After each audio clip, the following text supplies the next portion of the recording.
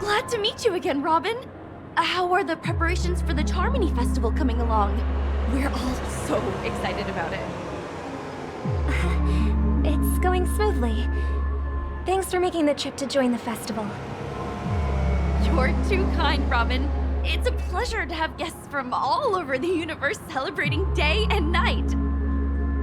I can't stand being lonely or bored, so this jubilant dreamscape is perfect for me.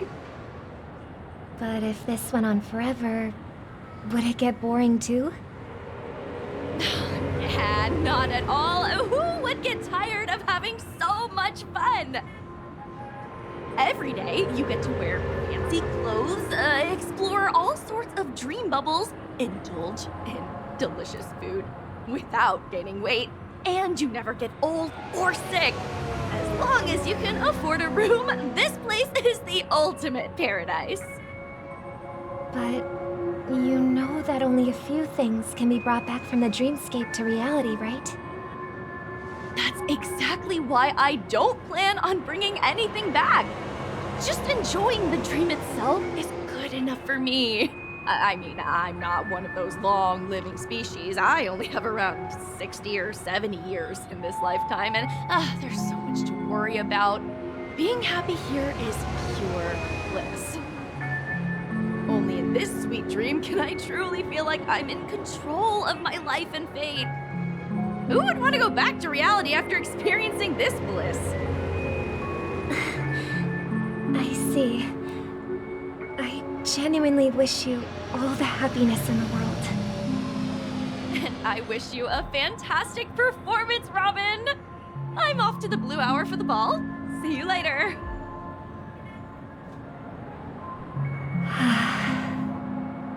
Seems like that guest's perspective didn't resonate with you either. She had a valid point.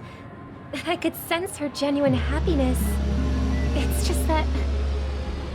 What you're trying to say is, she thinks she's in control of her life, but in reality, she's just escaping from reality and seeking solace in this sweet dream.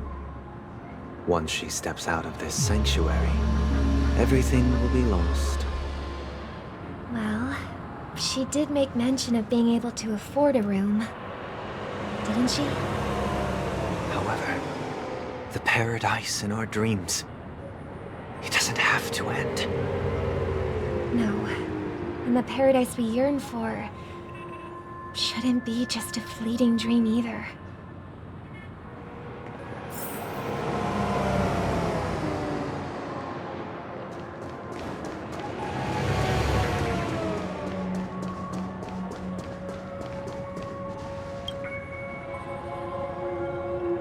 The scenery in this dreamscape is truly breathtaking, isn't it? Oh, Robin. Can't believe I'm meeting you in person here. What an honor. You're right. Even though time stands still in this dreamscape, it always feels fresh. I find something new every time. A philosophical mind. I hope I'm not intruding. Oh, not at all. With little time left, I yearn for meaningful conversations. Especially with someone as esteemed as you. Do you mind if we chat? It's my pleasure. No need to be formal. Just speak your mind. You said, with little time left. Please, forgive me for being blunt. But is that why you came to Penacony? Yeah. I was part of a war, and while escaping from the Sarkosian mothership, I got exposed to some radioactive materials. And then, all my comrades died, and my hometown was wiped out by neutron bombardments. I couldn't bear to live with everything I knew gone. That's when I heard about a possible solution here, so I came.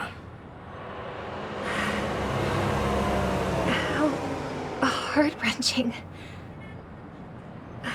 I hope the family has been able to help you. They have. and I'm truly grateful for that. They provided me with a comfortable room, the most advanced life support devices in the cosmos, and a stellar team of caregivers. My physical body is now in the dream pool, sustained by life support. The me you see here is whole, rational, and no different from any other person. But I can't say the same for the me in the hotel room. My true appearance. Well, I hope you never have to witness it, Robin.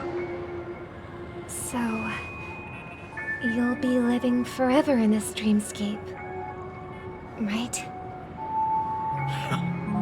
Just being able to live at all is good enough for me. Whether it's in this dreamscape or not, well, I don't really have much say in the matter. My world has been torn apart, and my life could end any second. So, even if this whole place is an illusion, it's still my paradise, and I'll treasure every moment I spend here. How I envy those everlasting things. That old man's story. It's so tragic. Fortunately, this sweet dream gives him joyful memories to hold on to for the rest of his life. That's precisely why this sweet dream in Penacony exists. However, even the sweet dream has its limitations. While it provides solace to the disillusioned, it can't completely eliminate pain in reality. There will be a way out. Penacony is already on the right track.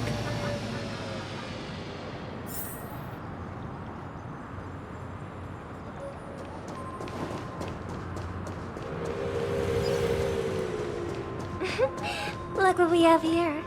A lovely young lady. Wait, is that me? Brother, what a surprise to see you again. Show yourself. Your trick won't work on us. I've heard that a skilled masked fool received an invitation too. That must be you, right? Did you enjoy yourself? Barely. The people here are way too gullible. A little bait is all it takes for them to bite. And they run away at the slightest hint of danger. In other words, they're naive and cowardly. Now that you've had your fill, it'd be wise to leave before it's too late. The music of the harmony doesn't tolerate discord. What? Now that you have the real Robin, I'm useless? Oh, how disheartening. I've done so much for the family. You should be thanking me, because if it weren't for me cleaning up this mess, Penacony would still be in shambles. Don't you think? That was a personal request from the head of the Iris family, and it has nothing to do with us. Step aside and stop causing trouble for the Charmony Festival. The Charmony Festival? You think you can scare me? You think I've no idea what you're planning? I don't care what you're thinking, chicken wing boy. But I'm pretty sure lovely Robin won't be appearing on stage. After all, you're well aware of what a sorry state this dreamscape is in under the banner of harmony. Penacony, the land of the dreams. Is this truly the paradise you desire? Stop it. What's the rush, chicken wing boy? Did I get to you? Our paradise is none of your concern, masked fool. Leave now, or the family won't tolerate you anymore. All right. I'll go. But Robin, I suggest you seriously consider this. Do you really believe those living in dreams can escape pain and find true happiness? Well, I've done my part, and now I'm simply waiting for the fireworks to begin. Here, the last 2 gifts for both of you. And don't lose them. If by some unfortunate chance the Charmony Festival starts against all odds, remember to use them during the show. And it'll be thrilling. Bang! I heard a raven cawing in the distance. It seems the Dream Master will arrive soon.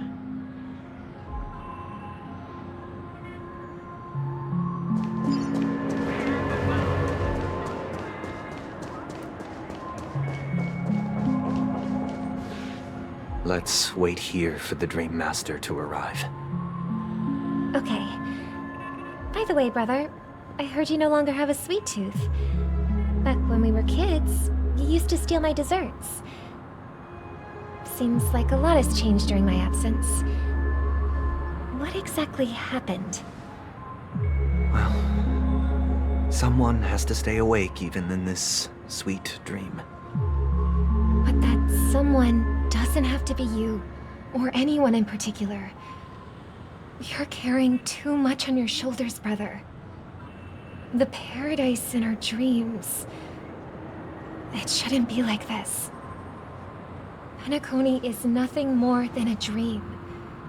It can't erase the worries and pain of reality, or bring true happiness. It only offers an escape from reality. Nothing more. Remember the old man we met earlier? Without this dream, he might have completely lost himself. That might be true, but even without Penacony, he could have chosen another path. As far as I know, the Intelligentsia Guild has been promoting their rehabilitation techniques for a long time now. That path may have been more ordinary and challenging, but now he is receiving hospice care in a comatose state, and his fate is sealed. Is Penacony granting these people a future? Or is it taking it away from them? Well, don't forget this. Not everyone really has a future. The future for humanity is like the sky for birds. People mistakenly believe that flight is inherent to birds because they've never witnessed those birds crashing to their death. Do you remember how we took in that little Charmony dove when we were young? Yeah. We took care of it. Provided food and water, groomed its feathers. And later, when I decided to leave Penacony, I opened the cage and set it free. Well, I didn't mention what happened to it in my letters because I didn't want to upset you. Shortly after you left, it crashed to its death right in front of your window. I had surmised as much. I knew you wouldn't have avoided mentioning the bird for no reason. Despite that unfortunate outcome, I still believe it was the right decision. Birds aren't meant to spend their lives in cages. They belong in the sky, even if they can't fly. But here's the thing. If there are birds in this world that can never fly, can we really assert that they belong in the sky? Are you implying that the same goes for humans too? Let's take the Astral Express as an example. The Nameless made tremendous efforts to bridge worlds, gaining fame across the universe. However, only a few extraordinary individuals can endure such a perilous journey. That's because the pursuit of the Trailblaze exceeds the capabilities of ordinary humans. Otherwise, why would this path be filled with broken rails, an abandoned express, and even a fallen Eon? That's just sophistry. If that were true, then only the powerful would have the right to determine the future. Unfortunately, that's exactly what happens. Another name for the future is self-value.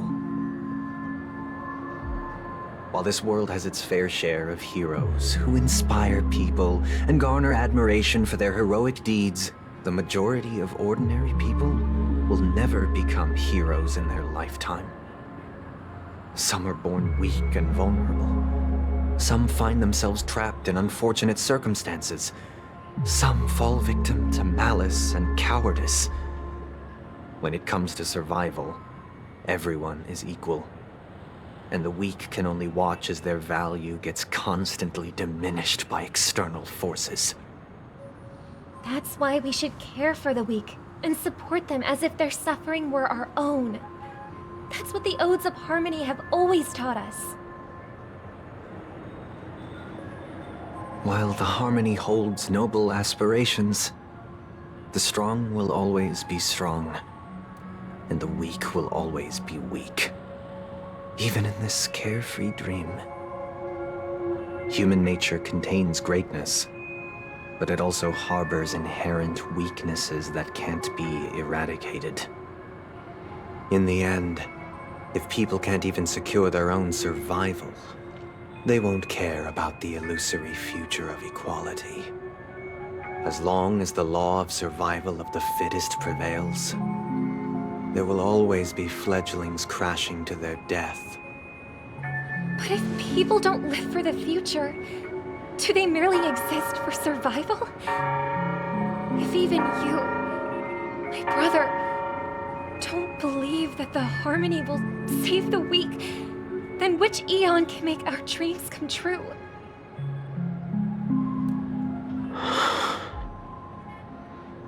People often forget that when the first bird took flight, the entire world envisioned a future where no more fledglings would ever crash to their death.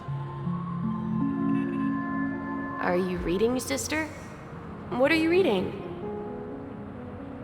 Mr. Gopherwood gave me a picture book. It's about the story of the harmonic strings. If I could become a chord master, I'd like to summon Dominicus, the harmonious choir. I want to sing with everyone and spread our wishes so that all can feel happiness and joy. I see. Then, I would summon the harmonious choir too. Don't you have a wish of your own, brother? Of course I do. It's just that it includes your wish and everyone else's. I long for a true paradise where everyone can find peace. Then, let's build a stage there and invite everyone to our performance so that both our wishes come true through the power of the harmonious choir. It's a deal then. Yeah, it's a deal. But how can I become a chord master?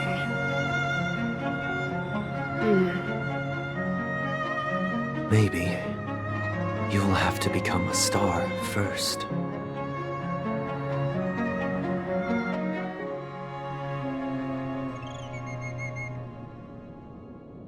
You're back sooner than I thought. Any results? Yes.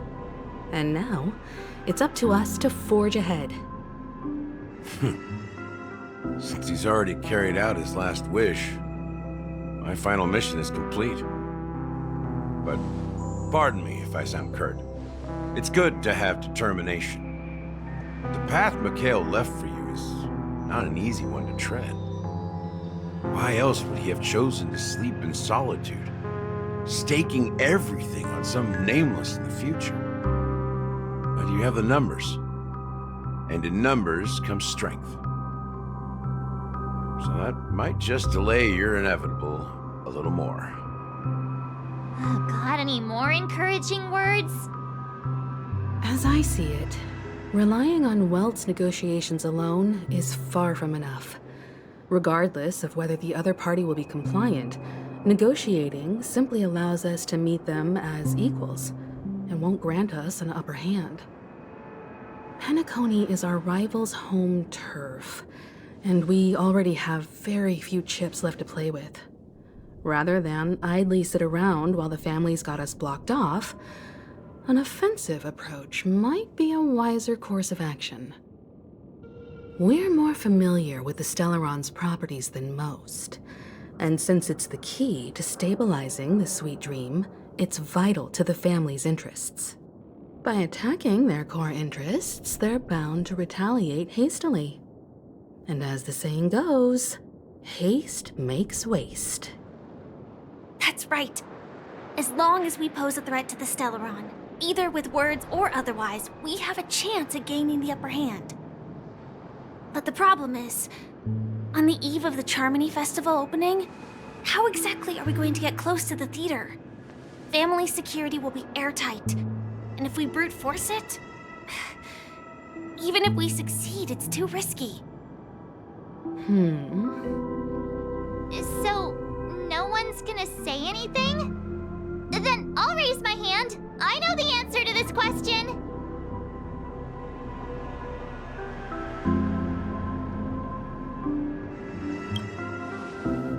What's that supposed to mean? You'd better believe it. So, I heard that before the Charmony Festival begins, there'll be a pageant to kick off the festival. It's called the Soul Glad TM Festivity Auditions, or something, and it's going to be held in the moment of Scorch Sand. As long as we clinch the top spot, we'll be able to attain the title of Festive Superstar, and be able to personally bask in the graces of Miss Robin. Not that that's important. What's crucial is that we can enter the Grand Theater before the audience arrives. So, how do we go about participating in these festivity auditions?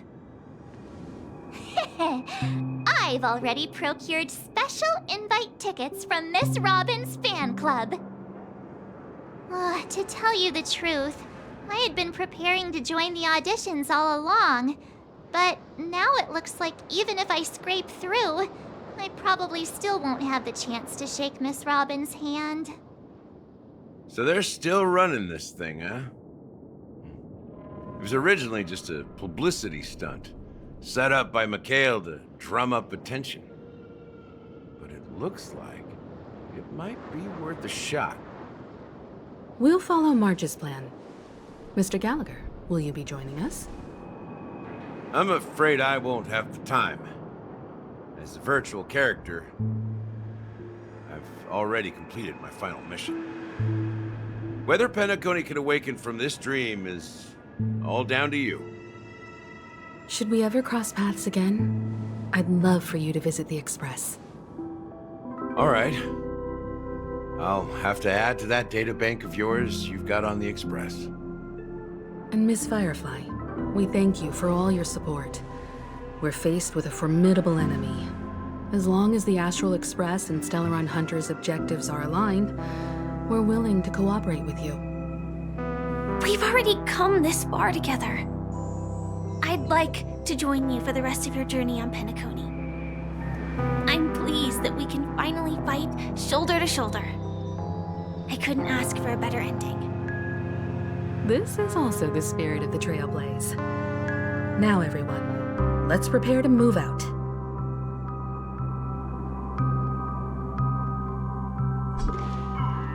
Ladies and gentlemen, welcome to Scorch Sand Hall. This is where challengers thrive and dream chasers shine, all under the watchful eye of the entire universe. If you have ambition, dream, and the drive, dear friend, the next superstar of Penacony's Charmony Festival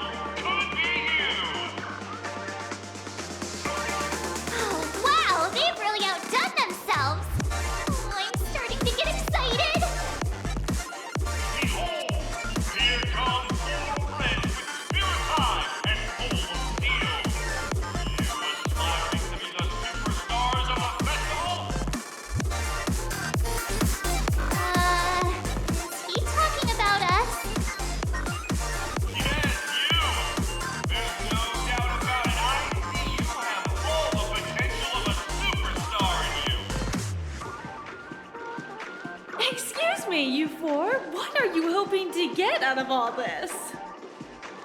As the last group of contestants, how confident are you in overcoming all of the challenges? Would you be open to a brief exclusive interview with us? It'll be quick. Your journey is long and fraught with peril, yet under a sky blanketed by banners, you vie for the crown. The sword and rose! Protect the beauty! The beauty, the beauty! Magnificent and majestic! A knight's head is hard as steel. Brotherland's focus is stubborn as a heel. We don't all have to be winners, but if we don't have fun, we'd all be sinners. People are pouring in. Kinda feels like all sorts of baddies are showing up. Let's get in there quickly and enter the competition. Ladies and gentlemen, please make way. Make way. Coming towards us now is one of Penacony's top 10 wealthiest tycoons and the soul-glad business empire's founder, Mr. Idean. Allow me to introduce myself. I'm the director of Soulglad's factory, Idean Lee. My four friends, introduce yourselves to the audience across the cosmos. Hello, everybody. I'm Himiko, a nameless from the Astral Express, and these are my companions.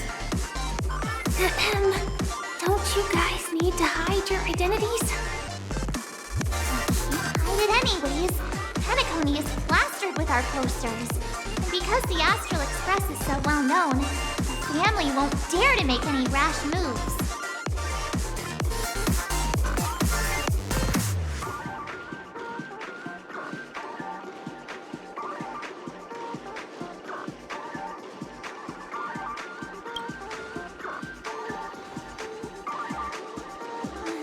Given the situation, this is our best hope. But let's just get it over with quickly. Hello, everyone. I'm Mark 7. I'm an ordinary girl who loves adventures. Hello, everyone. I'm Firefly. I am also an ordinary girl who enjoys adventures. So it's a bunch of nameless guests. This final face-off is bound to be spectacular. Time is precious. My four friends, come with me. Grab a bottle of Soul Glad and make your dreams a blast.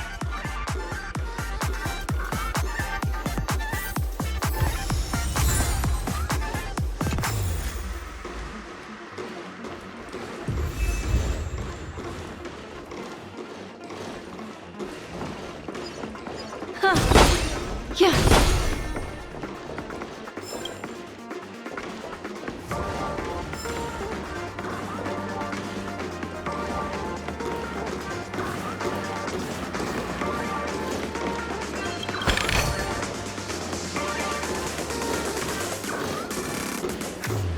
This place is buzzing. That's right. This venue is a miniature representation of that time known as the era filled with boundless possibilities.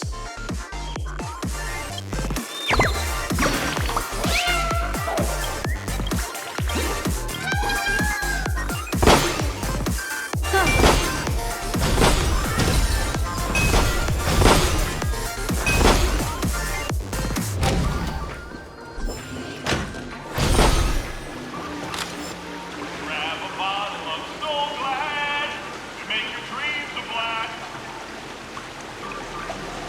Nameless, your arrival reminds me of the grand occasion when Penacony was first established. I was still a young, bright-eyed lad back then, lured here by the watchmaker's ads, full of zeal and ready to make my first fortune in life. Once, during a particularly grueling day, I passed out and was resuscitated by a drink from Mr. Sousa. That sweet taste has since been etched in my mind, and that was what drove me to create the Soul Glad that we all know and love today. The dream-chasing era was truly a wondrous time. Oh, I miss those days and the watchmaker. Scorched Sand Hall is my homage to that time of boundless possibilities. I wholeheartedly hope you make it to the finish and emerge as the next superstars of Pentecost. Now then, is there anything you'd like to say before the competition officially begins?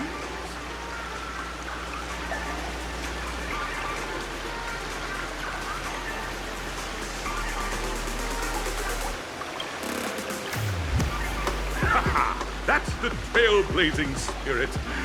How about you, Miss March? Hello, everyone! Next up, get ready for the Mega March 7th Adventure, where I'm going to break the speedrun world record!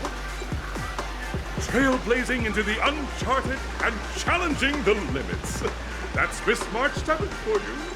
How about Miss Firefly? I hope that by the end of this journey, everyone will have achieved the outcome that they hoped for. Ah, a wonderful wish! Miss Himiko, what are you expecting from your team? Safety first, everyone. Simple words, but full of warmth. Waiting for you are 3 stages, each connected to that era. The first 2 stages offer 2 distinct paths to choose from, with unique challenges on each route. And in the last stage, you will face off against a champion who has defended the title to this very day. A beloved contender whose noble virtues are unrivaled. Those are the rules. Simple. Everyone clear? Now, I hereby announce that the 33rd Scorched Sand Festival of the 20th season, sponsored by Soul Glad Enterprises, has started.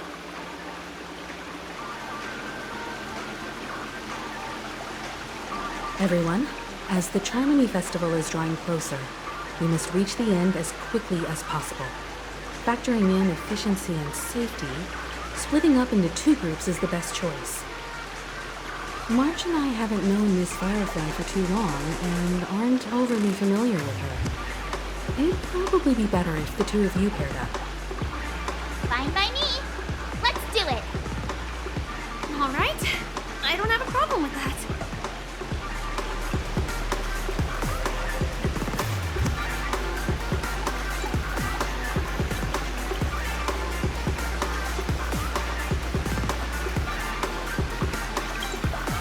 We'll split into the assigned groups then.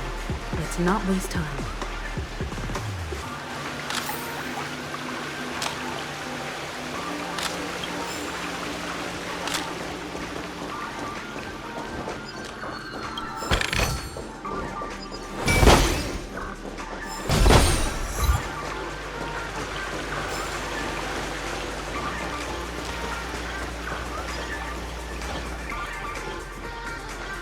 Welcome to the first stage of Soul Glad Enterprises' 33rd Scorched Sand Festival of the 20th season, Dream Play Fantasia. In this stage, you can choose between 2 challenges, the School of Acting or School of Action. In the School of Acting challenge, you have to complete 3 performances from 3 scripts and move the panel judges. In the School of Action challenge, you have to defeat 3 groups of enemies convincingly and reach the end. Now, make your choice.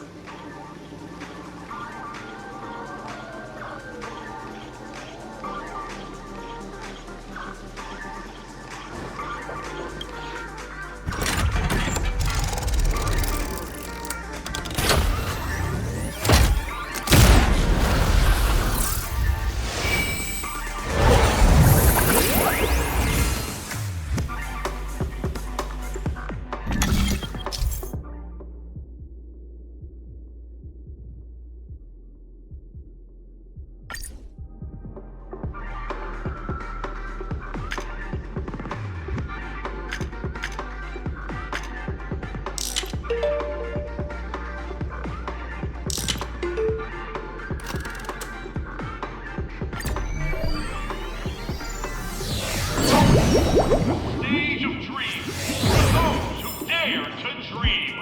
Welcome to the School of Acting Stage. Step onto the stage and move the judges with your heartfelt performance. The next cosmic star of Penacony could be you.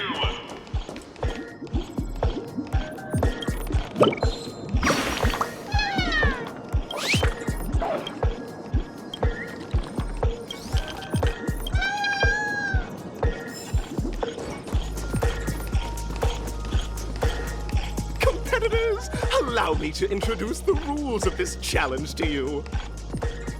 There are 3 stages up ahead. On each, you will find an outline of a script. These 3 scripts were written by the legendary filmmaker, The Watchmaker, and depict various stories from Penacony's era of pioneering. Your task is to bring those moments to life, find the right words, and act convincingly to make the judges feel the script's intended emotions. Oh, I wish you a successful performance. Also, a bit of trivia. The record score for this stage is held by a participant with fiery red hair. His exceptional performance brought even the strictest judge to tears. Oh, it's like he wasn't even acting at all. We are running out of time, so let's get this over with quickly.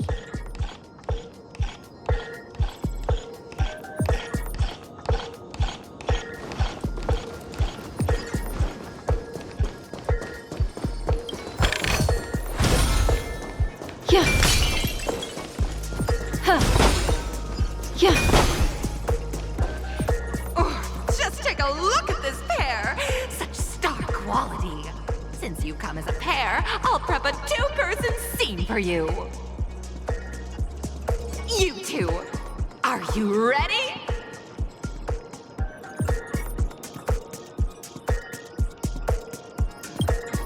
Envision that you both, driven by the spirit of exploration, are arriving at the land of dreams that is Penacony for the first time. But instead of lush lands, you find yourselves amidst swirling sands and desolation, far from the paradise the Watchmaker described. You're driving an old clunker through the wilderness of the dreamscape, braving the cold wind, choking on the dust, and suddenly, a fierce memory zone meme blocks your path. Now, Miss Greyhair, what line would you deliver to express your disappointment in Penacony?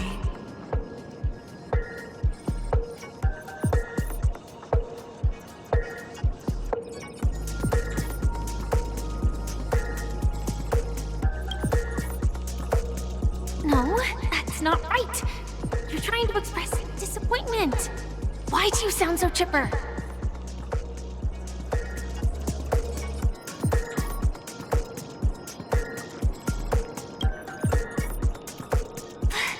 Do you usually express disappointment this way?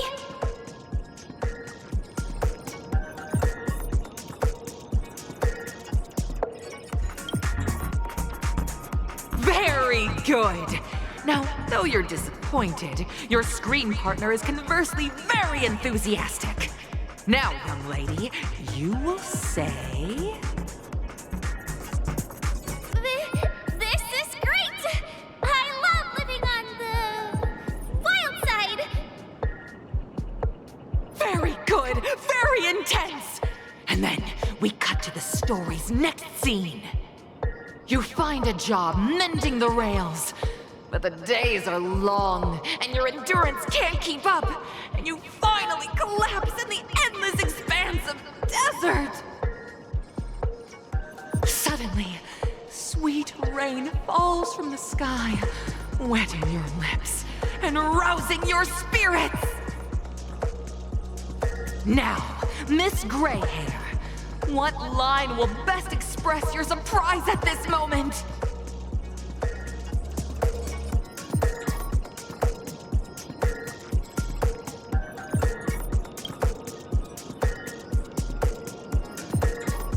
already at the next scene. You need to convey surprise now, not disappointment.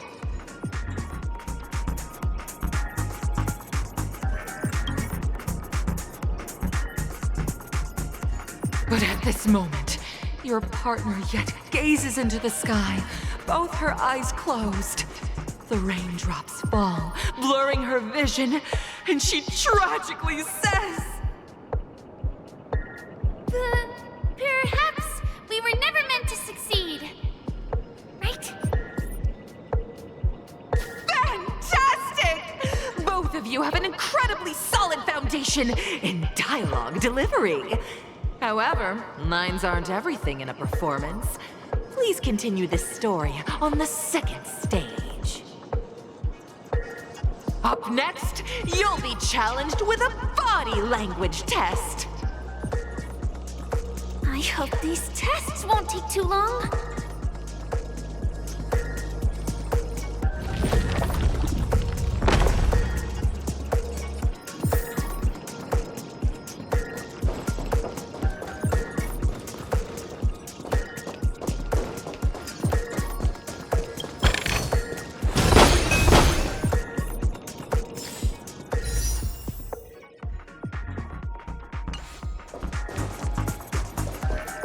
Here, you two are required to skillfully utilize body language to portray the story context I've laid out for you. Picking up from where we left off, a heavy downpour saves you both stranded in the desert. This rain quenches the anger in your heart. You look to your companion, now completely devoid of fighting spirit, wanting to comfort her. At this moment, what should you do to make her laugh?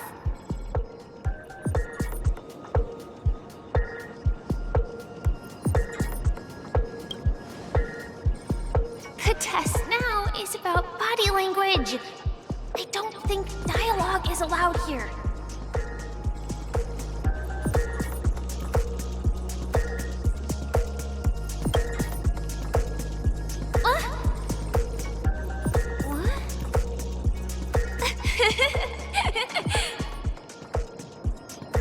Right answer! Your companion sees you rolling about in the sand and thinks about the arduous obstacles along this journey. She can't help but let loose a laugh, rekindling hope in her heart. And so this girl... I'm gonna get back on my feet and keep moving forward. A tug at the heartstrings! The story continues to develop. The heavy rain leads you both to sense a business opportunity, so you start venturing into the umbrella industry. But just as the business begins to pick up, competitors start flooding the market with low-priced goods, squeezing your market share. You have no choice. The goods you stockpiled at high prices have to be sold at a loss. This is a pretty self-destructive move, which drives your business to the brink of bankruptcy. At this moment, what would you, who refuses to admit defeat, decide to do?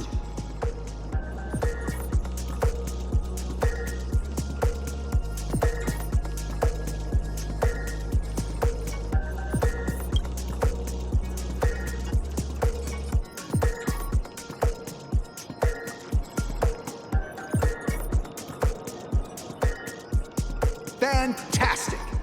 But it's a pity your friend does not agree. Seeing that you're up to your eyeballs in debt, she sees nothing but despair in her future. And then... I leave Penacony in utter disappointment. Is that okay? Of course! Absolutely! I was this close to tears! Both of you possess exceptional acting talent! However, the true test is yet to come. You're about to encounter the harshest judge this show has ever seen. You'll need to rely on perfect performances if you want to win them over.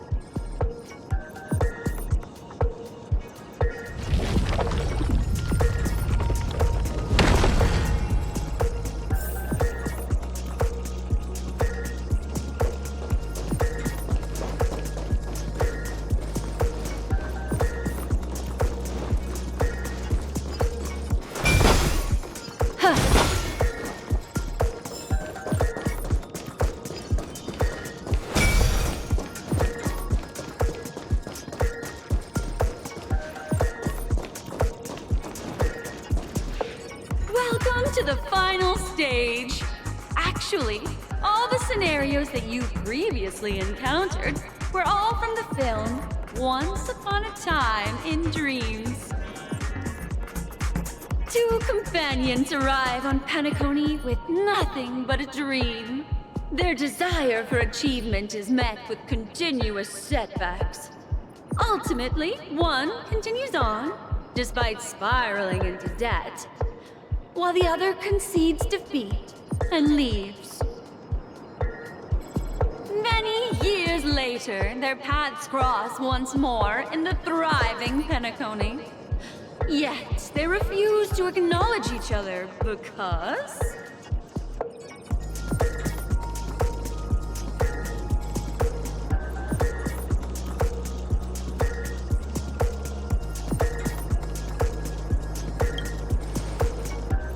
Against the backdrop of a revitalized Penacony, the joy of reunion mixes with the sorrow of past separation, the awkwardness of being strangers, and the shyness of a long-awaited encounter, all converging at this very moment. Give it a shot. Try and convey this bittersweet scene to me. Bring it to life with precise and emotive acting. Is this ever going to end? I know! Why don't you try that clockwork thing you used before?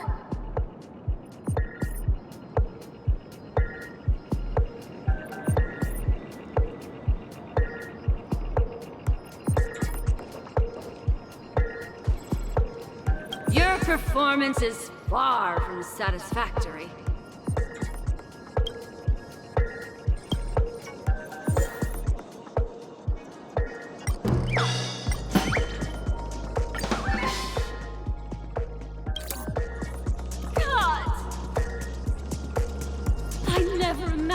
That such a sad scene could be portrayed by you two in such a joyful and heartwarming way.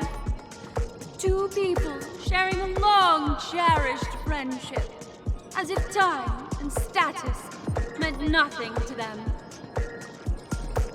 Huh? But we haven't even done anything! Is his imagination running wild again? Brilliant! Your portrayal outdoes the original. It's simply beautiful.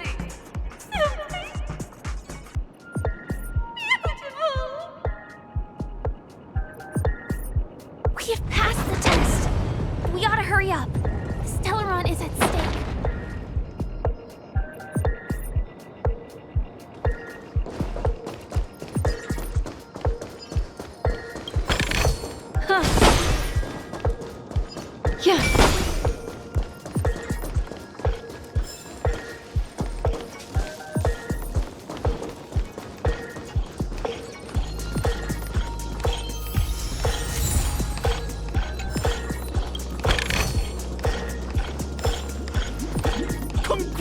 Both of you for clearing the stage, but more importantly, are you having fun? Fun is more important than success. Look at the time! You finished much faster than that red-haired contestant did. That red-haired contestant? Who is that exactly? You'll find out eventually, but only if you clear the next test first. Welcome to the second stage of the 33rd Scorched Sand Festival in the 20th season, sponsored by Soul Glad Enterprises. Gunfire time! You have the option to choose Gunfire and undergo Brother Hanu's trial, or Time, where you'll face Clucky's trial. And now, make your choice!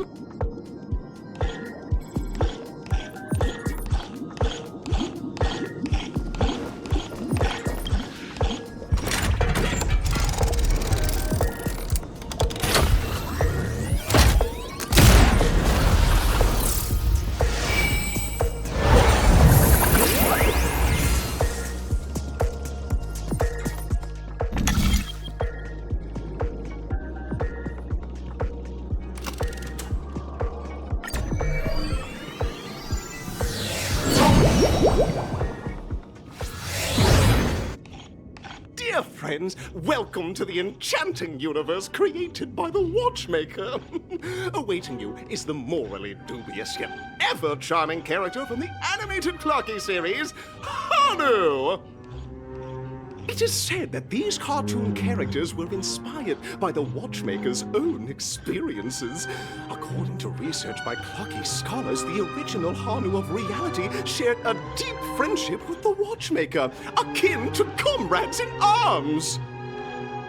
Enter into the world of Hanu via the TV by the entrance and partake in an enchanting and suspenseful story with him. Good luck in there. If it's a gunfire trial, we should be able to settle this with a fight, right? I hope this won't waste too much of our time.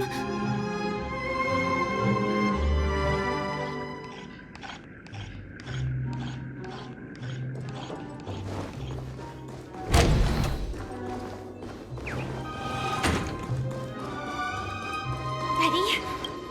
1, 2, 3. Are we both in control of this Hanu character? Very good. Looks like you've got the hang of it. In this Hanu's Adventure episode, Boss Stone has gathered his battleships for an assault on Dreamville. Old Buzzfly, Cousin Wolf, and Bombhead are all raring to go. The brave Hanu must thwart their advance and protect his home. Alas, Hanu presently is ill-equipped to fend off the malevolent mischief makers, which is why he is preparing to seek out the Puzzle Gentleman's aid. Go forth and speak to him.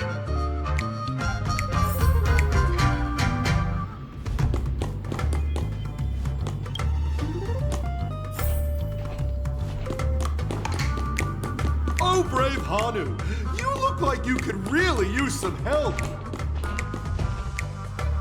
Long time no see, Hanu. You look pretty stressed out. How about an intense and thrilling game of Dream Jigsaw to blow off some steam?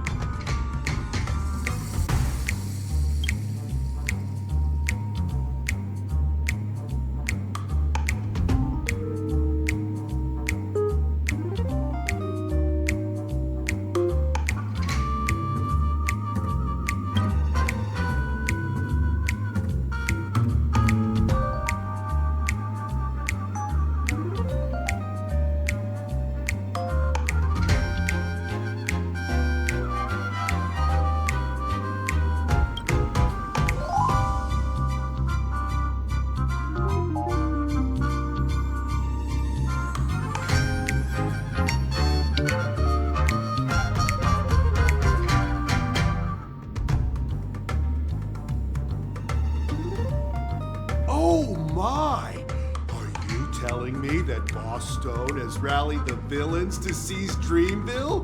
What a dreadful twist of fate! Listen closely, Hanu. I'm aware you're in need of a suitable weapon. And I also know there's one just upstairs. But you know what? You'll have to play an exhilarating round of Dream Jigsaw first. No Jigsaw, no moving forward.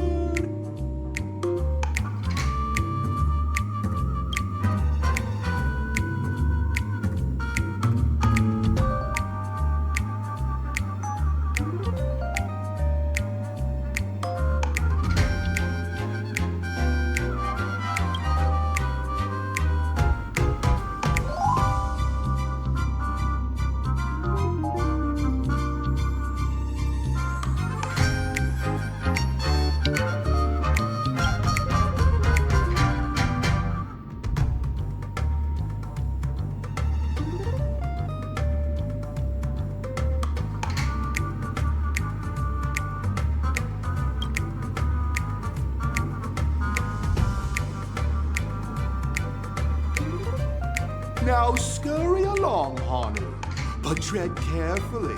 Two ne'er-do-wells are also eyeing those jigsaw pieces.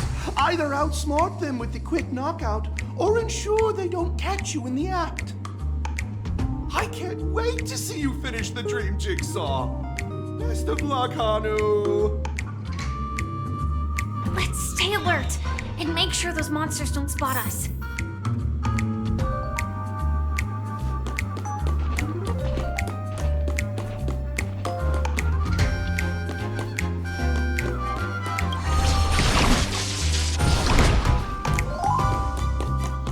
Look up there! If we can push that thing...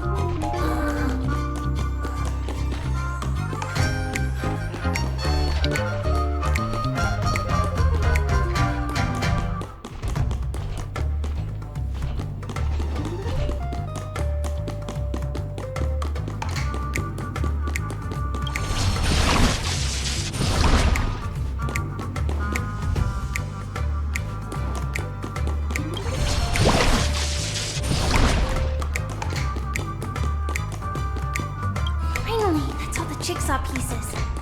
Let's hurry back.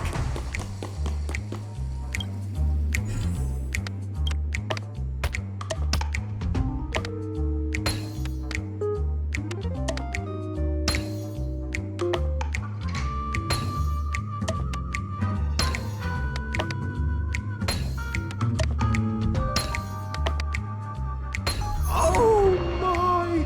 The exquisite sensation of perfect alignment! My organizational itch has been quite thoroughly scratched. Hurry now, Hanu! Touch that TV set and transform back into your own self. Then head upstairs. Your weapon awaits you there. Are such haphazard instructions really okay?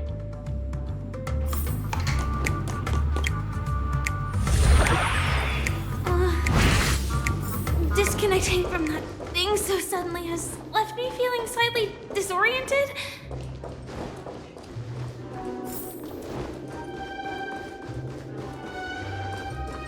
Is that Hanu?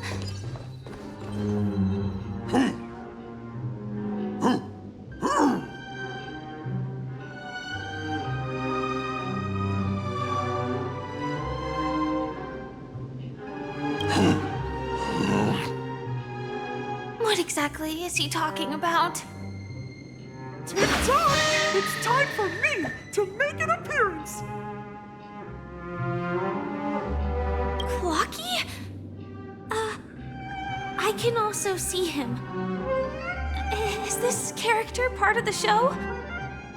In Dreamville, Clocky is everywhere and can do anything! Like right now! I can be your translator! Tick-tock!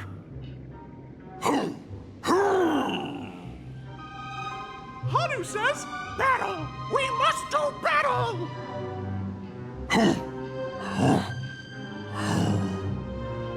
The enemy is at our doorstep, and we have no path of retreat for the future of Dreamville!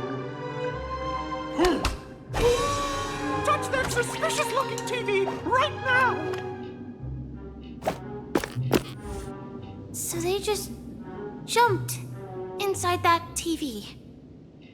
Sheesh. Logic in this plot and dialogue is really being pushed to its limits.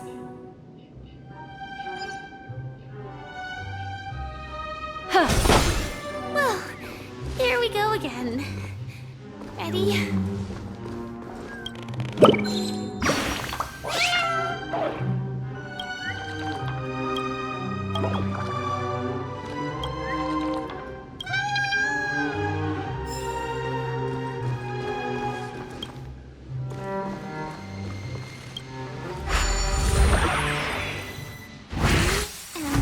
Gradually getting used to this. Huh. Who knows? I might even be able to perform some high-level moves with Hanu. Oh, did someone say high-level movies just now? That's right, pal. The upcoming script is just exploding with all sorts of high-level shenanigans.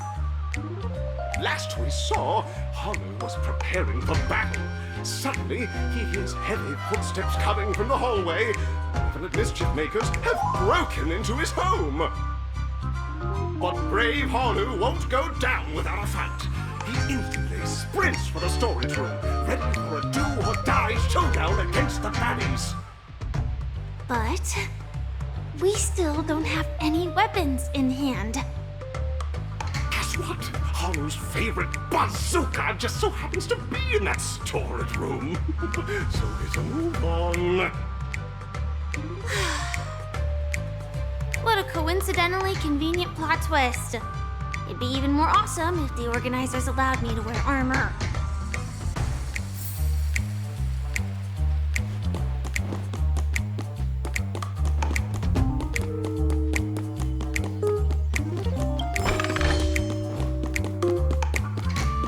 The storage room.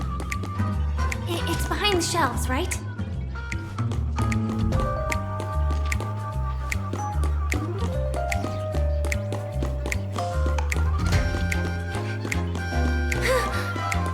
He wasn't lying. There's actually a bazooka here.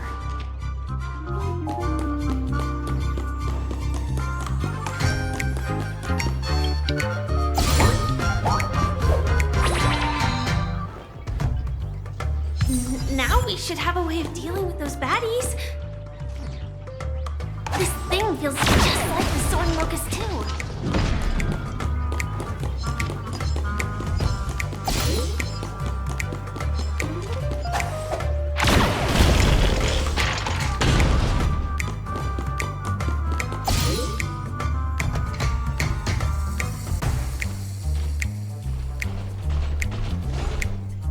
Careful.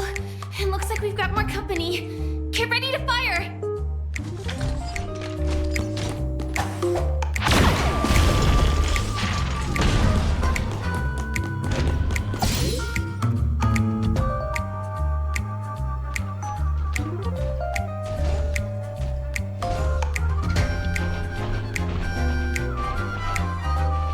Here we go again.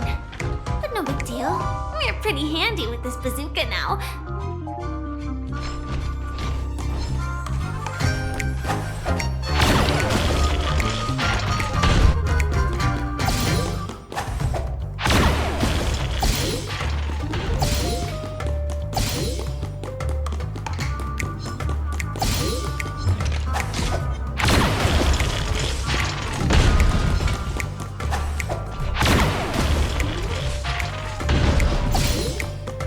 That should be all of them, right?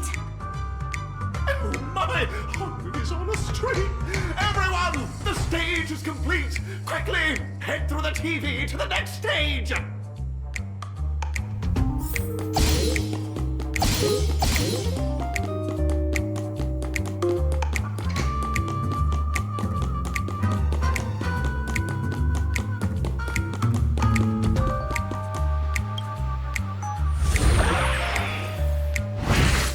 Well, that's that. But it is gonna be hard to let go of this bazooka. Never mind. Let's hurry over to the next stage.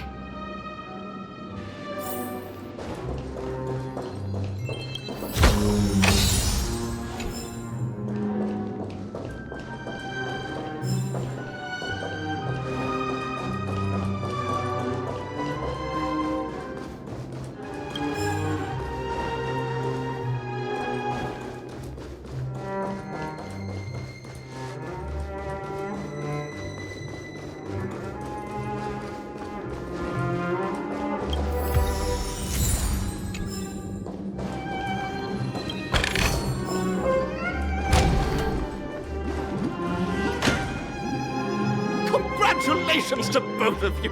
Oh, you've overcome all obstacles and proven yourselves! But, unfortunately, there is only one who can be Penacony's festive superstar. In the final stage, you will face the defending champion.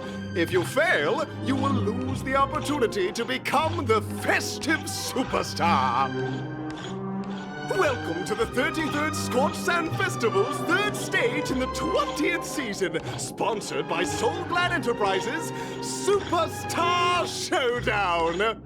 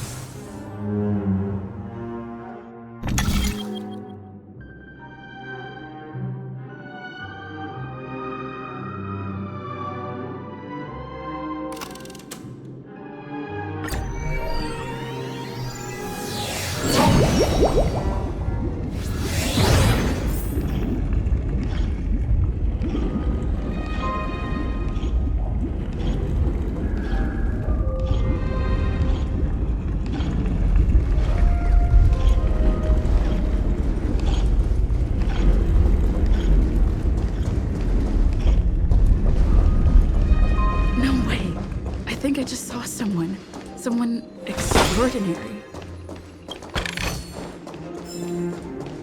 Yeah.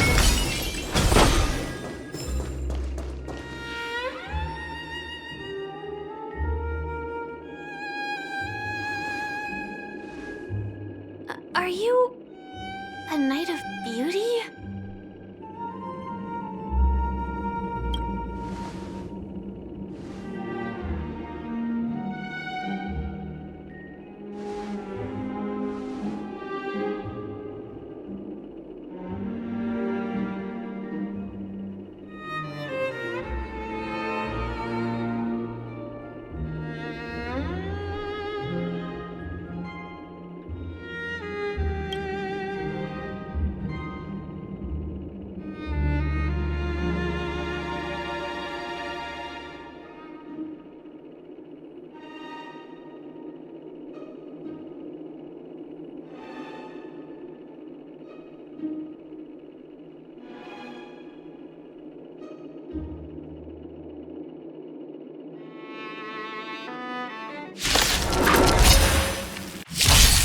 Behold, this symbol of pure...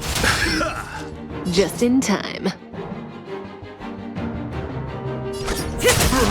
Challenge. What do you want to know? Ill fate descends!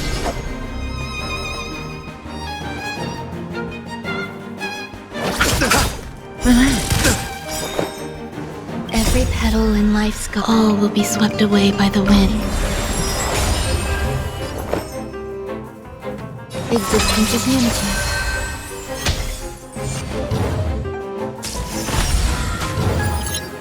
You are fighting a gentleman. Put forth all your might. Memories are ever changing. Beneath the waters lies an endless abyss!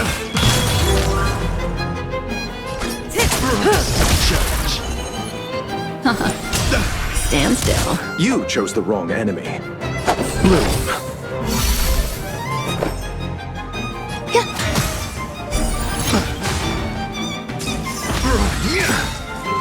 Pledge thy loyalty. Receive divinity. Thanks. You're too good to me. Eternal sleep is not the end. The dead return! Good times never last. Time to say bye. Boom.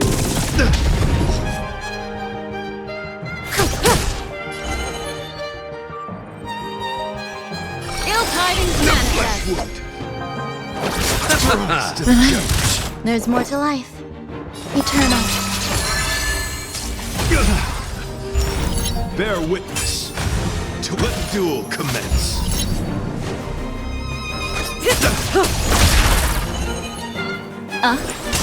Stand still.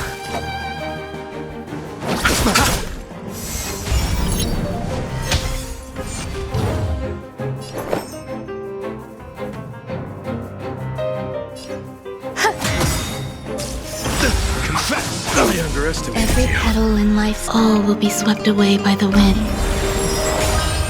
Put forth all your might. Didn't hurt. Little. Thanks. You're too good to Eternal me. sleep. The dead return! The flesh wound.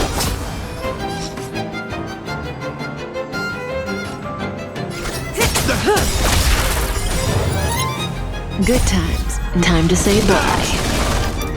Boom.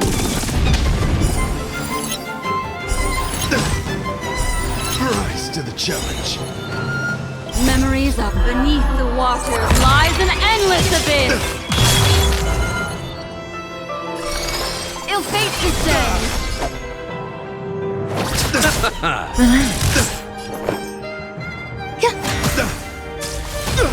Enjoying yourself? Put forth all your might. Mind your I matter. underestimated you. Rise to the challenge.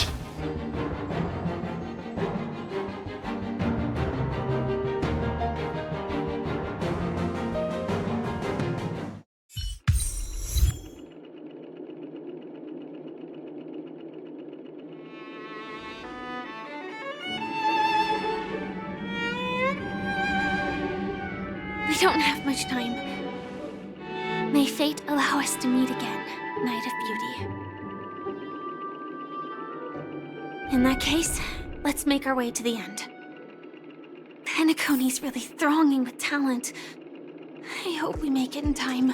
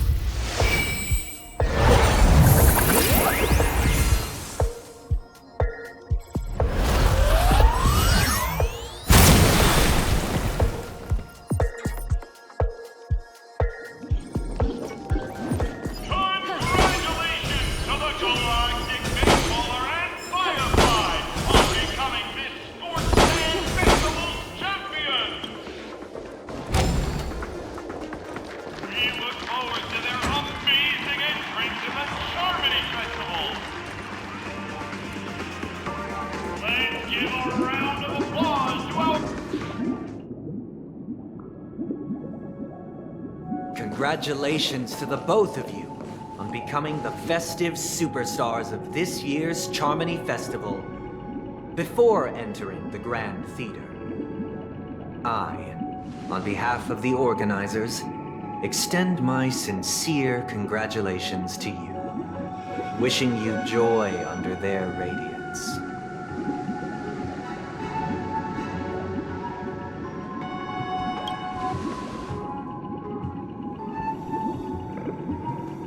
As previously promised, my sister, Mr. Yang, and I have met with the Dream Master. We delved into the truth about Penacony and its Stellaron, and have come to a consensus. Both I and the Oak family cannot acquiesce to your request. Just as expected. We acknowledge the perspective of you, Nameless. Penacony does require change, but not as you propose. The planet of festivities cannot and will not revert to a place characterized by chaos, disorder, or anarchy. Through your journey of overcoming obstacles, you must have glimpsed the essence of that era. The vulnerable ruthlessly eliminated, equality non-existent, common folk living precarious lives, eking out a dreary existence. Ultimately, only heroes like yourselves manage to achieve success. But I would dare ask, if you did not possess the special status of having a Stellaron, and you were but an anonymous and frail member among the masses, which Penacony would you prefer? A dystopia for the survival of the fittest? or a sweet dream paradise for all.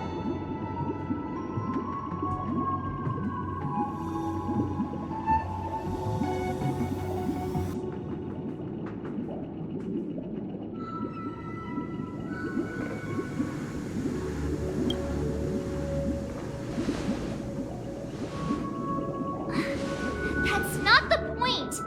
Don't let him mislead you! Mr. Sunday, even if the members of the Oak family can't fully agree on what to do about the Stellaron, now's not exactly the time to be holding an extensive discourse about Penacony's past and future, is it? The Stellaron issue concerns the life and death of everyone on Penacony.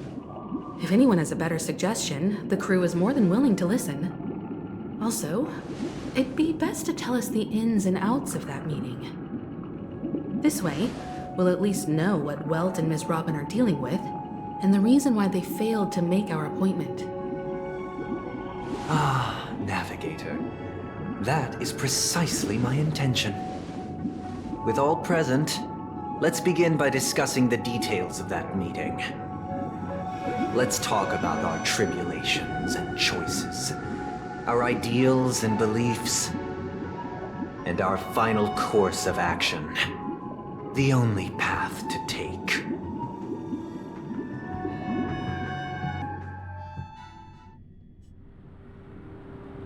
You mean to say that for the longest time, there have been scoundrels who would use the Charmony Festival that I have bequeathed to the masses as a tool to realize their ambition?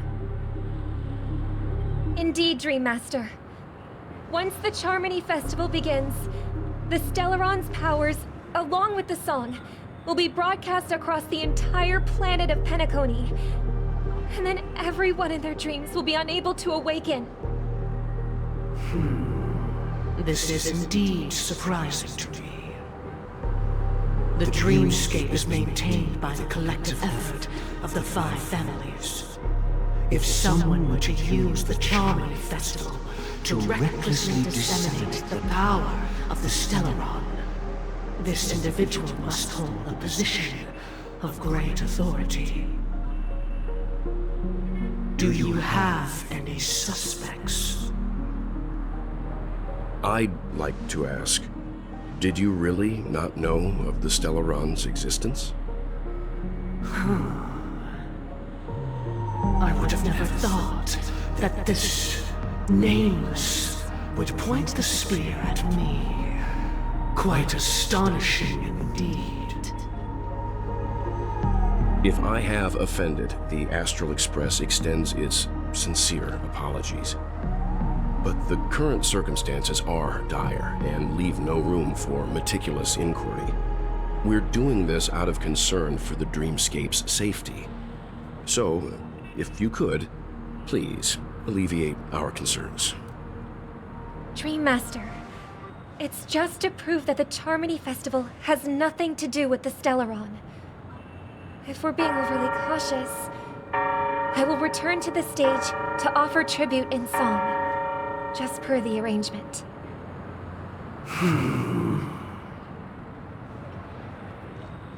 Sunday, Robin, I've watched you two grow up and know your dispositions like the back of my hand. Both of you, right now, can surely be lauded as their most devout advocates. I already know your resolve. The magnitude of this matter is enormous and cannot be taken lightly. Since Mr. Yang has asked with such earnestness, I will personally respond in kind. If there is a need, the entire Oak family will be mobilized to heed your call. Someday, might I ask you to beseech them to cast their light unto me and question me in their stead, so that no lies may be concealed? I will do as you command. Robin, could I entrust you to be present as a witness, to document the truth, and to proclaim my innocence, so that all slander may be utterly dispelled. I will do as you command. May thy will be carried out on earth, just as it is in the heavens. Oh, triple-faced soul, please sear his tongue and palms with a hot iron, so that he will not be able to fabricate lies and make false vows. Let us begin. There is nothing else to prepare. Understood. Question. Have you devoted your life to your god, never worshipping other gods? Naturally. Do you love your god as you do yourself, always heeding their admonishments? Naturally.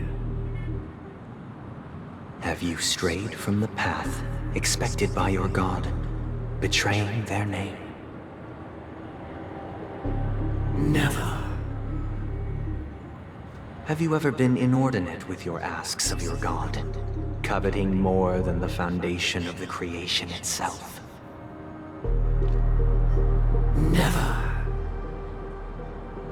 Then, a final question. Do you swear to fulfill all vows, past, present, and future? With the Eon as my witness, if I do not deliver on my words, or if I renege on my vows, may I be cursed in accordance with divine law. They have seen your faith, and have endorsed your faith. With this, it can be evidenced... Just a moment. What is it, Mr. Yang? I have another question I hope to have answered. To my understanding, the family's harmony and prosperity have never relied on so-called divine laws. The god you both mentioned, are they truly Shipe? Mr. Yang should know that those belonging to the family toil together as if they were kin, embracing solidarity and unity under their light. All duplicity is laid bare before the harmony. Such a delicate and complex symphony. Which other god could perfectly harmonize this, if not for the Great One, Shipe? Perfectly harmonize. Therein lies the problem. It isn't an outsider lurking in the shadows who changed the harmony, but a dissonance that has surreptitiously emerged from within this very symphony itself. In the distant past, there existed an Eon. With one flick of the wrist, they crafted the laws of the cosmos. Their followers formed the Beyond the Sky Choir, spreading solemn and reverent hymns throughout the universe. Later, they fell. The route traversed by this Eon clashed with the harmony, ultimately being absorbed and fused into it. The chorus that once reverberated across worlds fell silent, and when it echoed anew, it was transformed into the hymn of harmony. Though an Eon may perish, paths with no masters still linger. In the all-forgiving harmony, echoes of bygone dissonance may subtly arise. Mr. Yang, being overly astute can be a detriment, especially when you find yourself alone and without allies. So this is how it is. For the sake of our grand cause someday, please afford these two an opportunity to rest. What?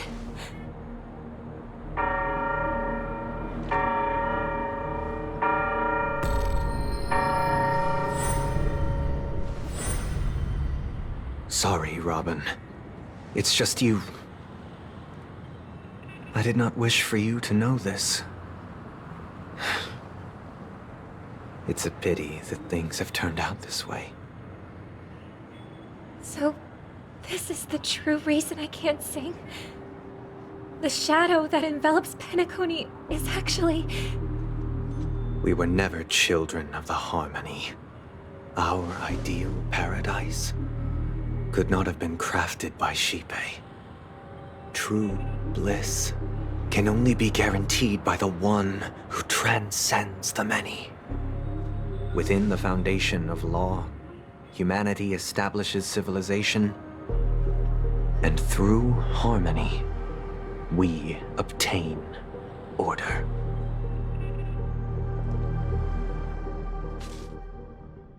Unbelievable.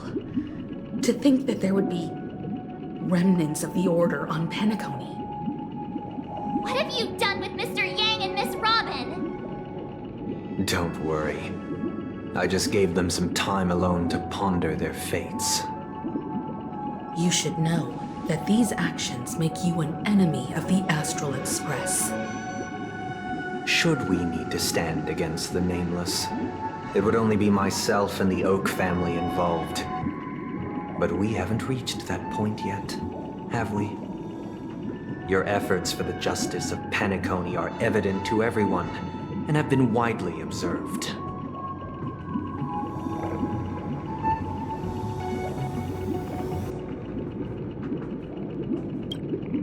Smart kid. You're just as sharp as the other one. If it is the Order that drove you to imprison Welt and Robin, and you're using them to coerce our compliance, then there'll be no point in entertaining any type of discussion. You're mistaken, Miss Himiko. They are in very safe hands, and just as the family has always proclaimed, no one can be harmed in the dreamscape, least of all in the beautiful new world belonging to the Order. Penacony and the entire universe have witnessed far too much innocent bloodshed. The strong wield their blades against the weak, and the victors push the vanquished to the brink of life. Natural selection. The world abides by this principle, establishing the well-being of humanity atop the corpses of the downtrodden. Only we, or rather, I, possess the power to put an end to this farce. So you've decided to resurrect a dead Eon? No one's ever done such a thing. If Miss Himiko is interested, let's draw back the veil and speak candidly. I've always firmly believed that people can understand one another through peaceful means. I'm willing to divulge the unembellished truth as to the intentions of the Order's Pathstriders, so that you will make better judgment for the Astral Express, for Penacony, and for this stretch of the universe. Words can hardly do justice to the beauty of that ideal. So, come with me, everyone. Let us retrace our steps and see once again where this road leads. Huh? Where'd he go? Welcome. This isn't any location in Penacony's dreamscape. It's my inner world. The reason the scenery before you remains unchanged is because your consciousness has drawn on similar concepts to fill in the gaps.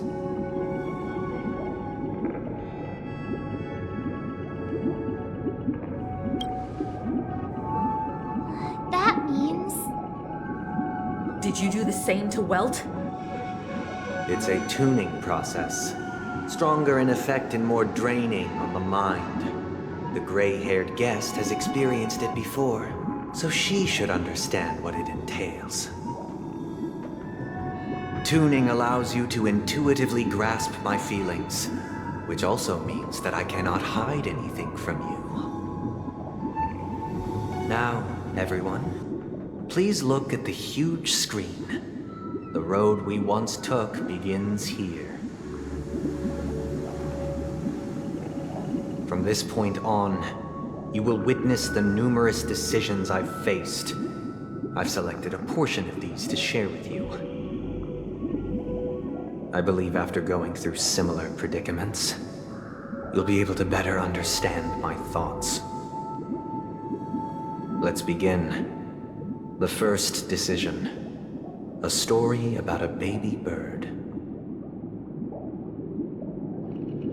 This story happened when Robin and I were very young. We were victims of the Stellaron disaster, and the family's Mr. Gopher Wood, who would later become the Dream Master of Penacony, saw that we siblings had no one to turn to and took us in. Later on, Robin and I lived a time with nary a care in the world. One day, after dinner, while my younger sister and I were lounging about in Mr. Gopher Wood's yard, we spotted a fledgling Charmony dove all on its own. That baby bird was tiny. It didn't even have all of its feathers, and it couldn't sing. When we found it, it was already on its last breath, having fallen into a shrub, probably abandoned by its parents. We decided to build a nest for it right there and then. However, thinking back, that winter was unusually cold, with fierce winds at night in the yard, not to mention the many poisonous bugs and wild beasts in the vicinity. It was clear that if we left the fledgling in the yard, it stood no chance of surviving until spring. So, I suggested we take it inside, place it on the shelf by the window, and asked the adults to fashion a cage for it. We decided that when it regained its strength enough to spread its wings, we would release it back into the wild. The tragic part, something that we'd never considered, was that this bird's fate had already been determined long before this moment. Its destiny was determined by our momentary win. Now, I pass the power of choice to you all. Faced with this situation, what choice would you make? Stick to the original plan, and build a nest with soft net where the Charmony dove fell. Or build a cage for it, and feed it, giving it the utmost care from within the warmth of a home. I eagerly await your answer.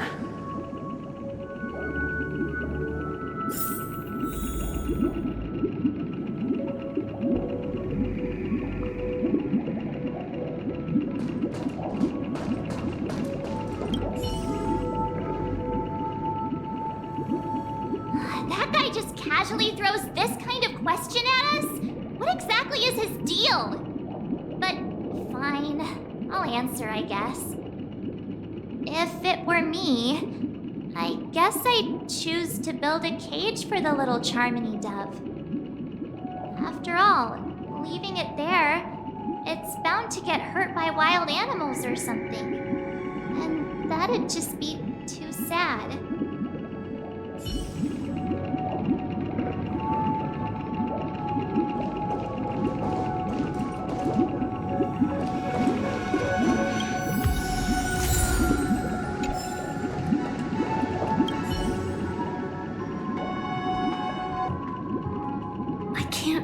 Decipher his intentions right now, but based solely on that question, I would probably choose to build that dove a cage.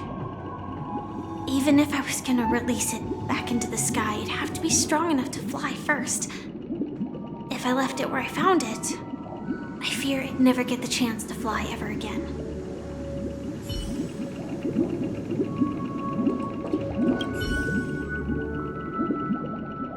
It looks like he really has no intention of imprisoning us. If it's it's just a quiz, I suppose it's fine to humor him. Back to the question. I would personally choose to build the little Charmony dove a cage. No special reason. I do think that a fledgling should have the right to fly into the sky. But if it can't even live to that point, then there's nothing to talk about to begin with.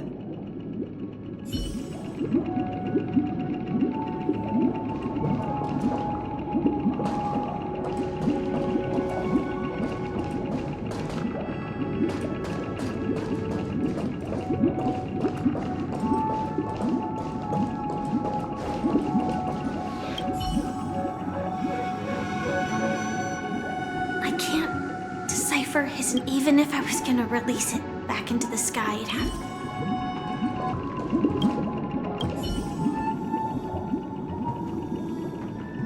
It looks like he really has... Back to the question. I would personally... No special reason. I do...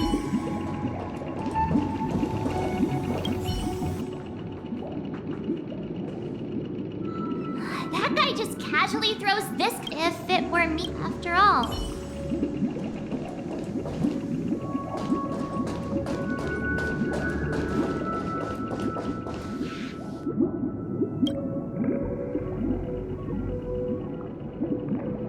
I'm happy to see that you made a choice similar to ours.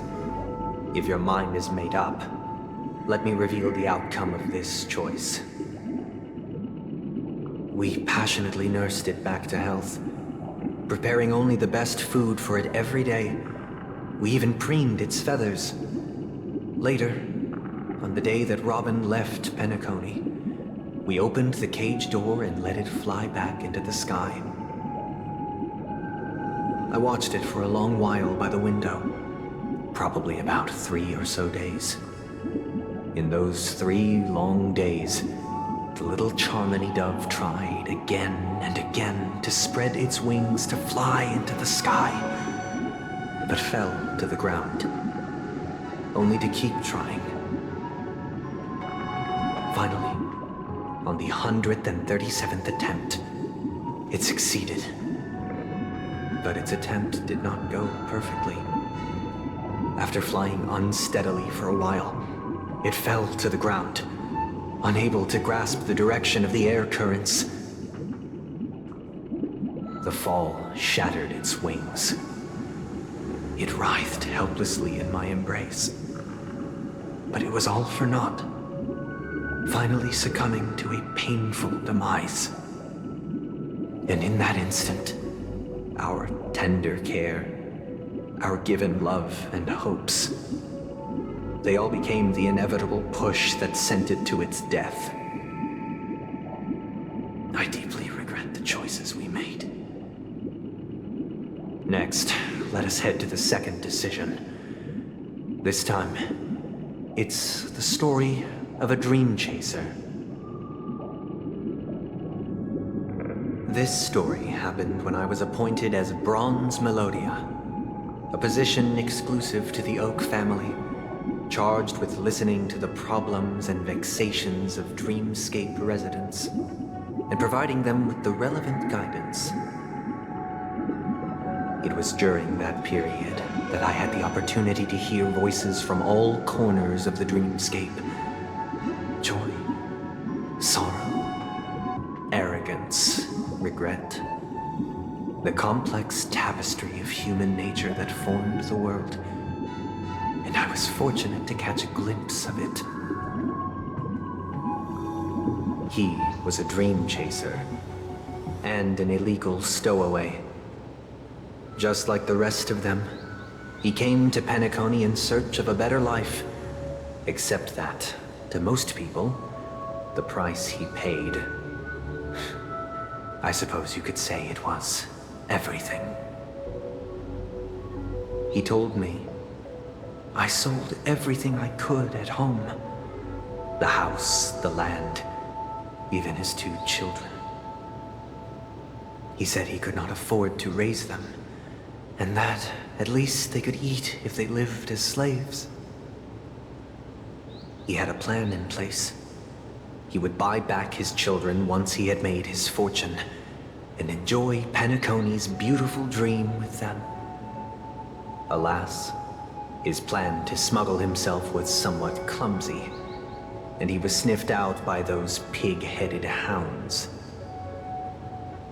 After hearing the Dream Chaser's story, I immediately appealed to the Bloodhound family to cease their pursuit. That way, at least he could live peacefully. But I was still too naive to the ways of the world. I did not anticipate that what I thought was a kind gesture would later lead to dire consequences. I'll tell you the outcome soon. For now, I'd like you all to make a choice. Will you do as I did and try to convince the Bloodhound family to stop their pursuit so that the Dream Chaser may live peacefully and realize his wishes?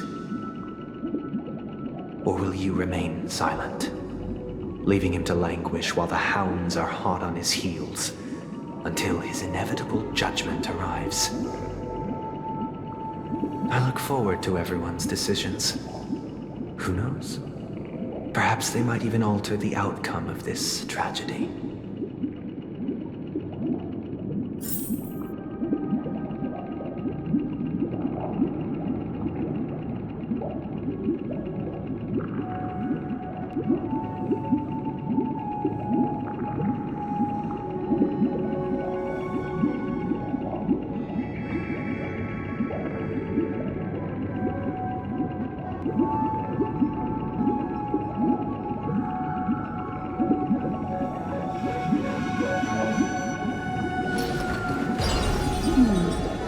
Memories seem to be different again.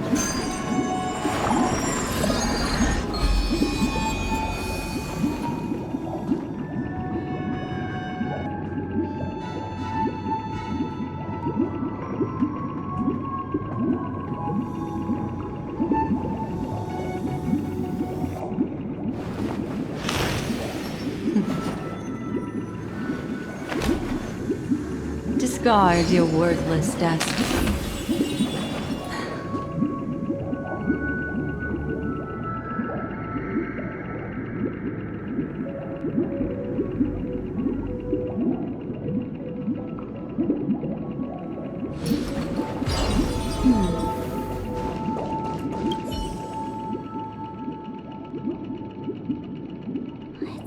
Illegal stowaways are really quite common on Penacony. But that guy in the story, I don't think he deserves any sympathy at all. He sold his kids to chase a dream. Even if he intended to go back for them, it's still insanely irresponsible. With that thought, there's only one choice.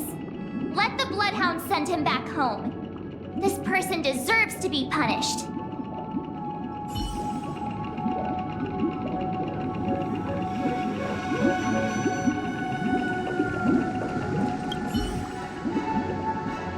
Dream Chaser story. If I acted out of kindness, I would probably ask the Bloodhounds to stop their pursuit and lend him a hand. But what cruel repercussion would this choice result in?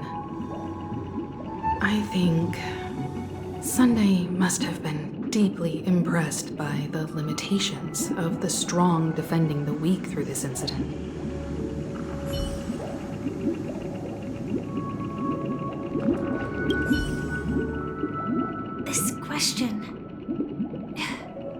Surely it has some connection to the baby bird story. And this connection is precisely the breakthrough Sunday aims to use to persuade us.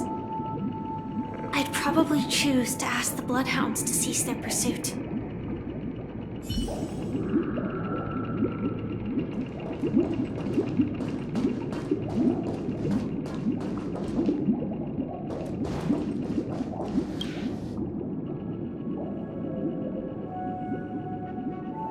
I'm honored to witness you arriving at the same decision. Out of respect, I'll share with you the dire consequences that my choice back then brought about. First, the outcome. He attained major success. After avoiding capture, He ran a business for a few years, very quickly making a name for himself, elevating his status. He might not have become a tycoon like old Audie, but he was considered a character of excellent repute. Now then, did he realize the wish he set out to achieve? No. The last time I saw him was in the real world, where the hounds were going to permanently exile him, and I was the accompanying bronze melodia. The mission was simple. Listen to the criminal's repentance. He told me the reason he was in this predicament was because he conspired to usurp the head of the Alfalfa family. When I asked him about his 2 children, he instead responded with a question. What children? In the end, my heart aligned with the harmony, and the good deed I dared to undertake held no value, turning instead into a wrongdoing. It created a lamentable oppressor and countless oppressed individuals. As to your choice, I once again offer my heartfelt apologies. Next comes the third and final decision. And the story this time is my own. This story happened the day I was appointed the Oak family head. At that time, Mr. Gopherwood was the current Dream Master, and as per his wish, we had a private conversation. What surprised me was that the Dream Master had only come to deliver a letter to me. He let me read its contents, and it was a letter from my sister. The letter contained the usual pleasantries, anecdotes from her travels, nothing out of the ordinary. Just as I started wondering how this letter related to our discussion, the Dream Master began to speak. Do you know who wrote this letter? My sister, of course. But why would you personally visit me to hand me a letter from my sister containing mere trivialities? To help you grasp the full scope of this issue. Do you know where Robin is at this moment? From what the letter indicates, she must be in Caspelina 8, correct? She's touring there right now. Correct. Has she mentioned anything about a stray bullet? A stray bullet? What? A war has broken out on that planet. It is because of this very reason that Robin chose this destination. To spread the word of the harmony. And to save the lives of that planet. She personally made for the front lines. She hoped to ease the people's suffering with song, and was willing to brave mortal danger to deliver the IPC's medical supplies. Unfortunately, stray bullets show no such compassion. Is she all right? If the operation was successful, she should probably be recovering in the field hospital.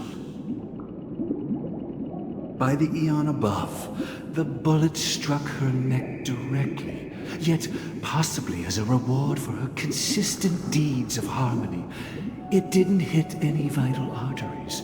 Once you've attended to your outstanding tasks, it'd be advisable to write her back as soon as possible. Those damned savages! I'll pack my bags right away. My gratitude for bringing this to my attention, Mr. Gopherwood. Now you understand why she always wears such elaborate neck ornaments, don't you? How could this happen? Miss Robin. It's all in the past, so please don't worry.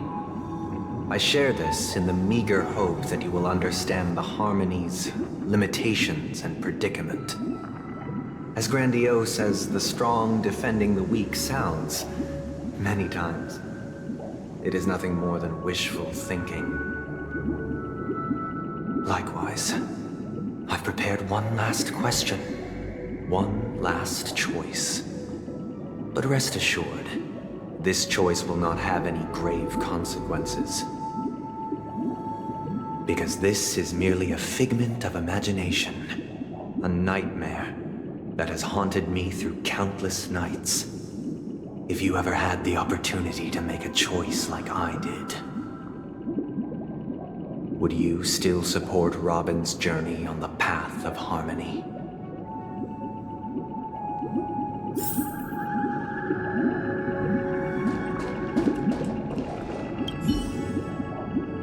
Miss Robin's courage is admirable. And here I was thinking she was just another superstar celebrity. But the fact that she's also Mr. Sunday's younger sister? No, I doubt he'd wish harm on his own flesh and blood, no matter how grand the ambition.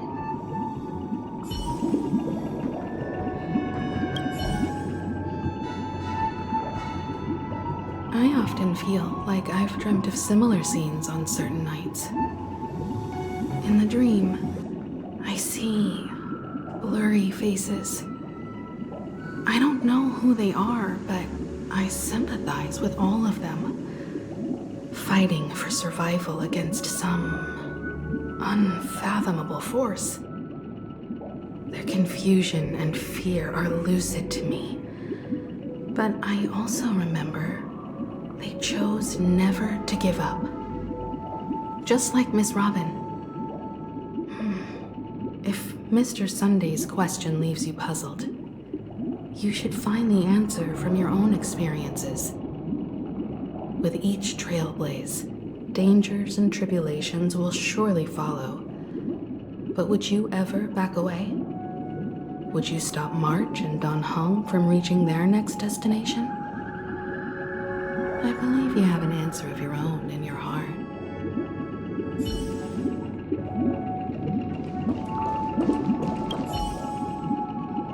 I can't believe that happened to Miss Robin. The strong defending the weak is a great mantra, but if I had to pay such a price, I don't know what I'd do.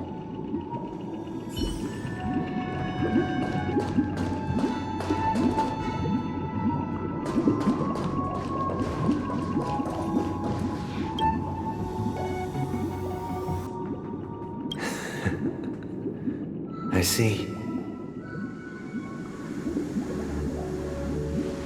I am now aware of everyone's stances. Raising these questions merely serves to illustrate one point. The plight of Penacony cannot be salvaged by the harmony. The true foundation for a sweet dream paradise can only be established through the order where the strong govern the weak. I know the suffering of being tormented, the turmoil of losing your way, how sorrow and even despair set in when matters don't work out. All of this causes me unending pain, because this is not what happiness is at all. We must teach the weak how to live a happy life. And this life isn't some noble propriety that the upper crust preaches, but in definitive terms, a way of survival that belongs to everyone. So what is your definition of living a happy life? Good question. Human consciousness is fundamentally an illusion, a cage known as self-worth. People lured in by this illusion make mistakes, yet still ask that external influences bear the burden. When one mistake after the next permeates the masses, they become impossible to trace. Thus, the amassing of these individual cages culminate to form a prison, A place dictated only by the rule of survival of the fittest.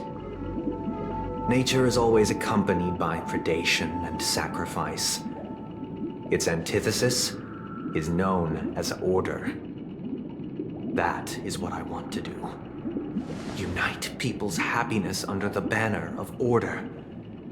They won't need to make bitter choices any longer, nor face the weaknesses of humanity. They can cast aside their primal instincts to build a haven for mankind. Simply describing thoughts is far too abstract, so allow me to provide a simple example. As you all may know, there are societal norms like weekends and long weekends that exist on some worlds. During these hard-earned rest days, people are given the chance to extricate themselves from the stresses of everyday life, allowing a certain tranquility to return to their souls. And it is only on these days that people do not have to adhere to the law where the strong prey on the weak. They can live out their lives happily during these brief intermissions. It's just a pity that 2 or 3 days are still too fleeting compared to the span of a lifetime. From where I stand, society's ideal system should be 7 rest days. Following Sunday, there should ensue a second, a third, and indeed an infinite procession of Sundays. This should be the face of the new world. Idyllic, eternal, peaceful days. And thus, every person can return to their base selves in this utopia. Some gaze in reverence at the stars, pouring their whole beings into calculating the distance between us and the isolated world of Pagana. Meanwhile, some seek refuge in quiet corners, holding one another, unencumbered by the chains of unwelcome obligations. There would be no need to bear the hardships of reality. Only in this way can humanity face the inevitable end with the purest of spirit, living a life of dignity. This is what it is to live in bliss. Miss Firefly, you who are stricken with entropy loss syndrome, you of all would surely understand this.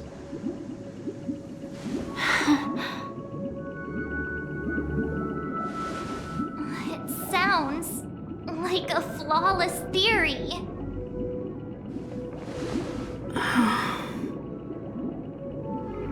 But what is the price to attain all this? The cost is minute, merely a personal and eternal sacrifice. If this paradise is to be maintained for everyone, someone must remain trapped in solitary awakening until the end of the cosmos. Awakening. Which means that this so-called paradise is still a dream. Stepping into this paradise means forsaking reality, correct? It is not forsaking, but transcending. Flesh, blood, sorrow, weakness. If the physical is the root of spiritual suffering, it is only logical that we defeat it. But in this supposed bliss, people won't have defeated their demons. The chance to overcome their tribulations would be forever lost to them. In other words, it is an escape. That's another way of understanding it. But there is no shame in escape. On the contrary, the seeds of escape exist in everyone's hearts. Don't you agree, Miss Firefly? And as to why we sleep, it is because we are afraid to awaken from our dreams. But this is not in conflict with the grand plan. Only in acknowledging this can we truly understand the frailty of human nature. And from there, show compassion and protection.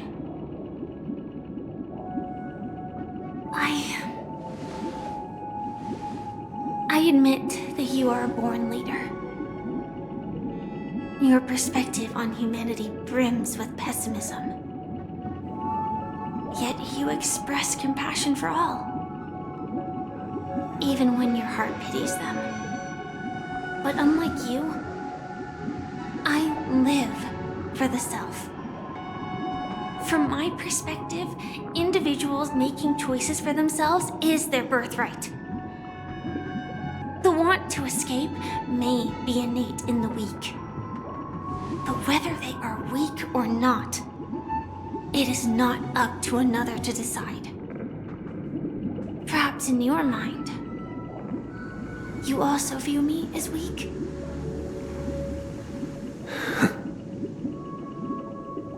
Because I don't think so. Since Miss Firefly has said her piece, the Astral Express will also naturally give you our answer. We'll leave it to you. Just as Mr. McHale instructed before. Tell him our choice.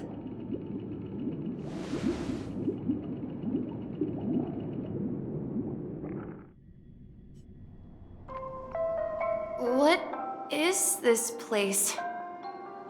Does this place ring any bells, Misha?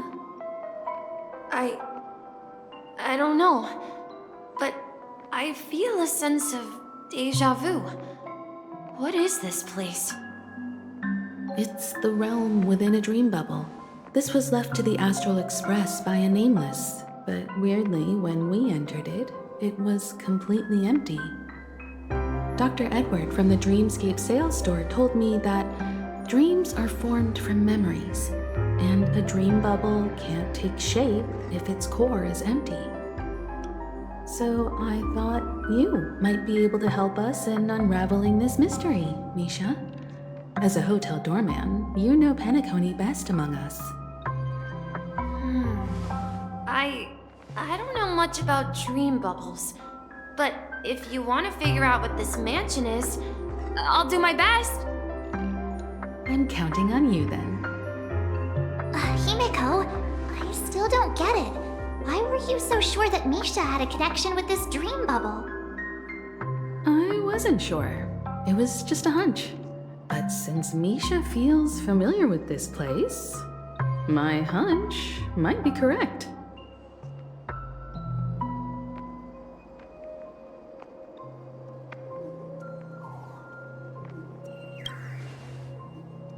Exactly. This is where you and Firefly encountered death, which we now know as dormancy. Considering its connection to Dreamflux Reef, it's not surprising it appeared here. The question now is, who brought you here? Based on the clues we have so far, it's unlikely to be that masked fool, so identifying them is crucial to us. We're drawing closer to the truth once more. Let's give Misha some time, as I believe he'll unveil the secret of this dream bubble. Alright, but there are doors all over the place. Which one should we choose? Do you have any idea, Misha? I guess... maybe this way?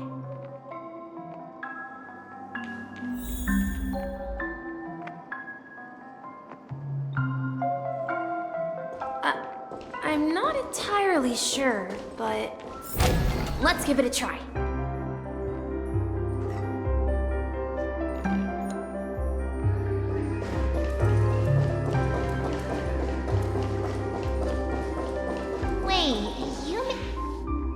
Weird. This place is quite different from the hotel. But I feel like I've been here before, and even lived here for a while. If I remember correctly, there should be a fireplace down that hallway. Clocky and I used to sit by the fire, listening to the crackling of firewood. And the room on the other side was The toy room. I loved spreading out all the toys from the box on the floor and making up stories for each of them. Hold on. This doesn't make sense. Didn't I grow up in Dreamflux Reef? So, what is this place? This could be a case of amnesia. Don't worry, Misha. It's common for everyone to forget certain aspects of the past. Those memories haven't vanished. They're just lying in the depths of your mind. We can surely get them back. Since this place seems familiar to you, why don't we explore a few more rooms and see if you can recall anything more? Yeah, then let's check out the rooms I just mentioned.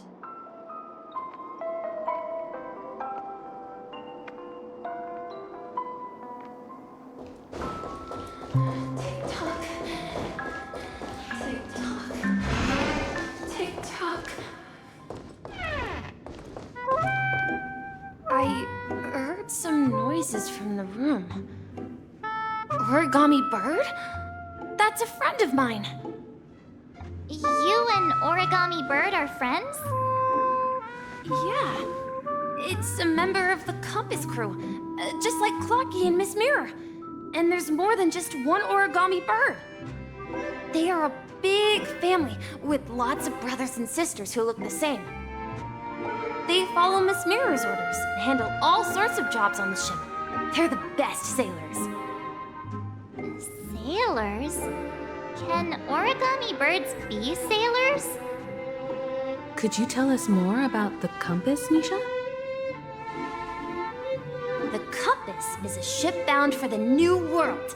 Clocky and his partners travel through layers of fog to the depths of the sea. Whenever there is danger, Clocky will use a compass and guide the ship in the right direction.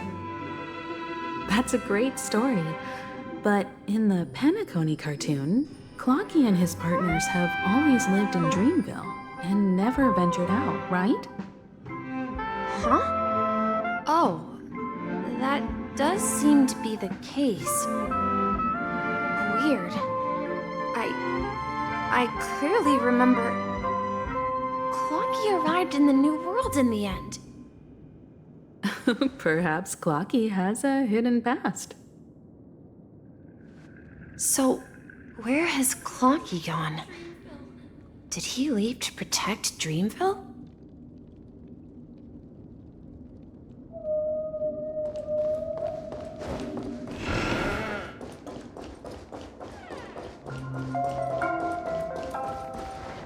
Mikhail, that's the name. Now we all know him as the Watchmaker. So, who is he talking to? Do you know anything about it, Misha? I'm sorry. I don't know much about the Watchmaker. But, Mikhail... Anything special about that name? Mikhail is Grandpa's name. Grandpa? Do you mean you're the Watchmaker's grandson? But we haven't heard anything about the Watchmaker having descendants. And the name Mikhail is not rare. Perhaps it's merely a coincidence. Could you tell us more about your grandpa, Mikhail? Yeah, sure. He was a seafarer who fearlessly ventured into mysterious seas and storms. He was always on the sea and had lots of friends who accompanied him on his travels. He didn't want me to call him Grandpa because that would make him sound old. He believed he was still young. The name Mikhail was given to him by his parents, Mihaly and Elise, both renowned seafarers. Every time he came back, he'd share his logbook with me and tell me about his adventures at sea. I want to become a great adventurer just like him. It appears that the Seafarer has nothing to do with the Watchmaker. So, perhaps it's just a coincidence? So, where is your grandpa now? He went off on a new journey, and it's been quite a while since I last saw him. I think I hear the sound of water. You once mentioned there's a magnificent fountain up ahead.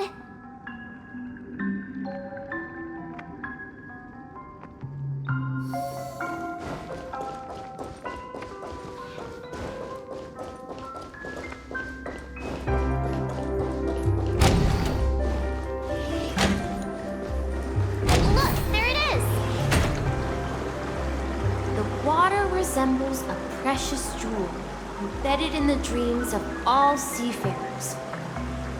Every time I gaze at the shimmering lights beneath the waves, it feels as though I'm back in this place, standing by your side. Have you recalled anything, Misha? Yeah, I saw these sentences in Grandpa's logbook. He used to say that despite the perils of the sea, whenever he stood on the deck in the afternoon, overlooking the sparkling waves, he would think of this fountain in front of his house. He often said that those moments felt like returning to his family's side, and the difficulties at sea didn't seem quite as challenging. You know, I quite understand such sentiments.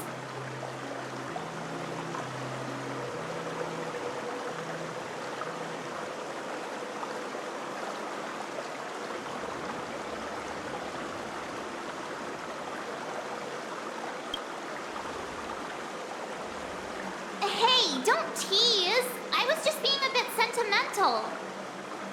Perhaps every adventurer far from home carries a fountain within their soul. Even though the other side of the sea remains shrouded in the unknown, the fountain in front of his house serves as a compass, leading him back to his cherished ones. Yeah, while Grandpa was at home, we would stand by the fountain and place the compass, a toy boat that I made, into the pool. Back then, I would ask him when I could go on adventures like him, and he would always laugh and say I was still too young. It seems this Mikhail is truly a seafarer and has nothing to do with the watchmaker. Yeah, based on Misha's recollections, the scenes in the dream bubble appear to be his childhood memories. But this raises more questions. According to Misha, he was clearly born on an oceanic planet and led an ordinary life, with no connection to Penacony at all. Could this be some sort of metaphor? Perhaps the sea refers to the memory zone. I'm sorry. I don't know, but my memories keep pouring out uncontrollably, like water flowing from a fountain. Perhaps I'll remember more things if we go further.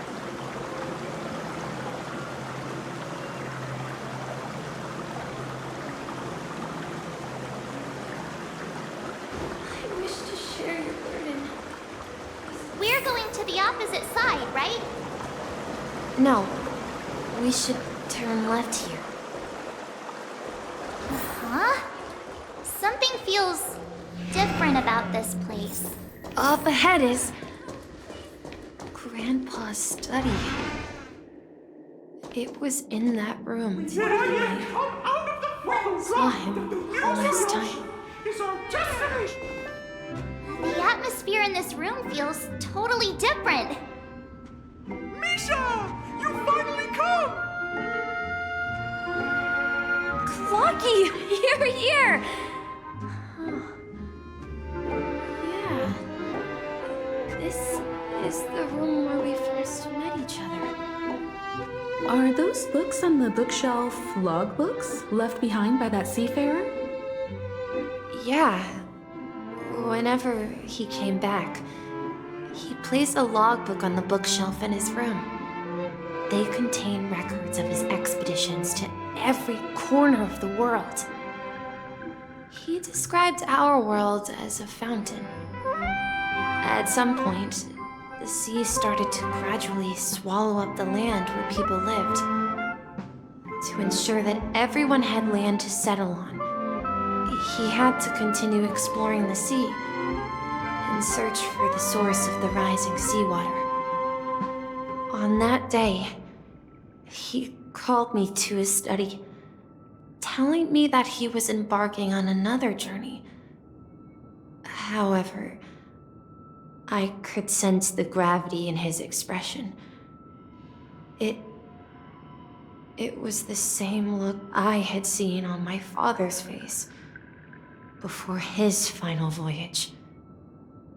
I asked him if I could go with him, but he said that my adventure lay elsewhere and told me to stay home and patiently await a certain sound at the door. What sound? He told me about a vast ocean in the sky. An ocean of stars. He spoke of a train that transports children with a desire to venture far away, traversing the sea of stars without ever stopping. He said that he knew the crew on the train, and that he had asked them to take me along. He said the journey I had always dreamed of would start there. A train? Could it be? It's the Astral Express. I remember now. Grandpa's friends are a group of nameless who came to this world to resolve a disaster caused by a star. Then, he gave his pocket watch to me. It was his cherished treasure, appearing in every one of his adventure tales. He explained that difficult times were ahead, but assured me that the watch would guide me. He said, as long as I kept moving forward, I'd eventually reach my desired destination. And then, it was as if I heard the distant sound of a train whistle echoing throughout the room. Exactly, Misha! And then we followed that whistle, didn't we? Yeah. I think I can still find the way we took back then.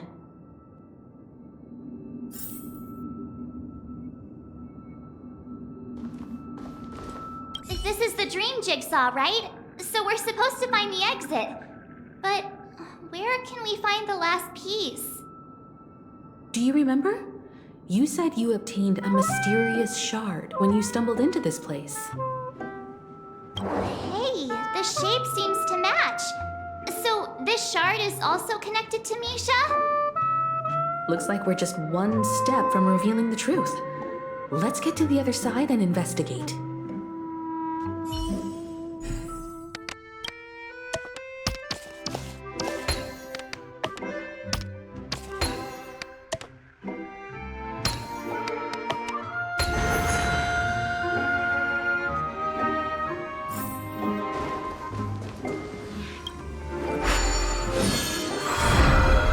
This is it. This is my room of clocks.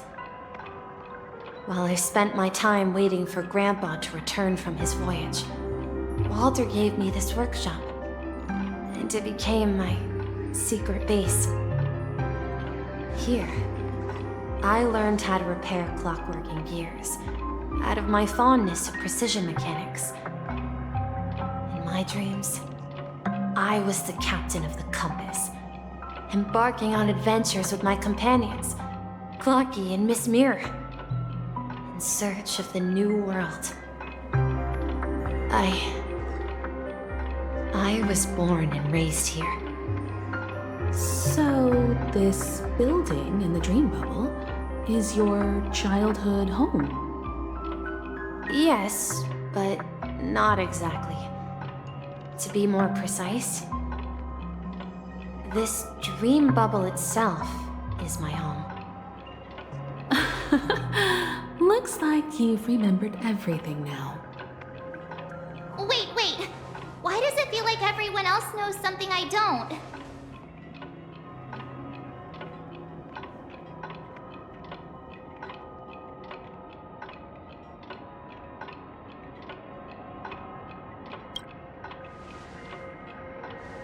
March, do you remember when she mentioned the clocky that only she could see? Yeah, the little guy here, right? But we all saw him in Dreamflux Reef, right? And Mr. Yang even greeted him. Looks like everyone on the Astral Express has a childlike spirit. The answer lies in the Astral Express. Her experience shows that neither Firefly nor Acheron can see this clocky. And when we were in Dreamflux Reef, you may have noticed that for some reason, nobody outside of the crew had ever talked with Clocky.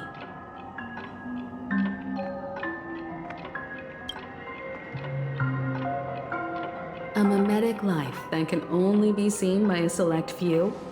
It's just like a hidden message, left by someone for the nameless. But Misha can see Clocky too, right? They even grew up together. But Misha hasn't started the way of the Trailblaze yet. That's the key to the mystery, March. Now, take a moment to recall. Have you ever seen anyone outside of the crew interact with Misha? Wait. No way! That's the answer, March 7th. This dream bubble is the place where I was born. And I'm a dweller in this dream. Just like a memory zone meme. I should have stayed here and waited for you.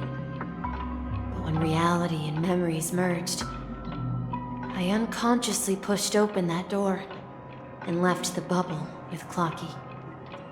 So it's not that the Watchmaker's dream bubble is empty, but rather the stuff inside ran away? And the whistle you heard was the sound of the Express arriving at Penacony? That's one way to see it, but I believe there's a longer story behind all this. It's best for Misha himself to explain all the details. How about we start with your name? Now, should we call you Misha, or...? Thank you all for helping me rediscover my true self. Now, please allow me to reintroduce myself. I was born on Lushaka, in the Presmere system, adopted by seafarers Mikhail and Char. They gave me a treasure, a name that carried their hopes. Mikhail Char Legwork, or simply Misha. If you prefer, you can call me by a more familiar name, the Watchmaker. So, you're the Watchmaker himself? Unfortunately, that legendary figure is no more. I'm only a reflection of his life. As for the child who has been with you, he's the innocent protagonist of Misha's childhood dream. Friend of Clocky, a young apprentice, and a future mechanic on the Express. And this also marks the beginning of his journey, devoted to the Trailblaze. At the end of the journey, I left this little flame, which I so cherished, in my deepest dreams, hoping to pass it on to the nameless of future generations. However, he somehow left the dream bubble and forgot all about his task. I apologize for all the confusion this caused. Because he was born with a desire to trailblaze, wasn't he? I don't think Misha has forgotten his role as a guide. He remembered it, and that's why he mistakenly appeared as a hotel doorman in her dream from the very beginning. The one who brought our unconscious friend here must have been Misha. If that's the case, we encountered the Watchmaker's legacy from the beginning, didn't we?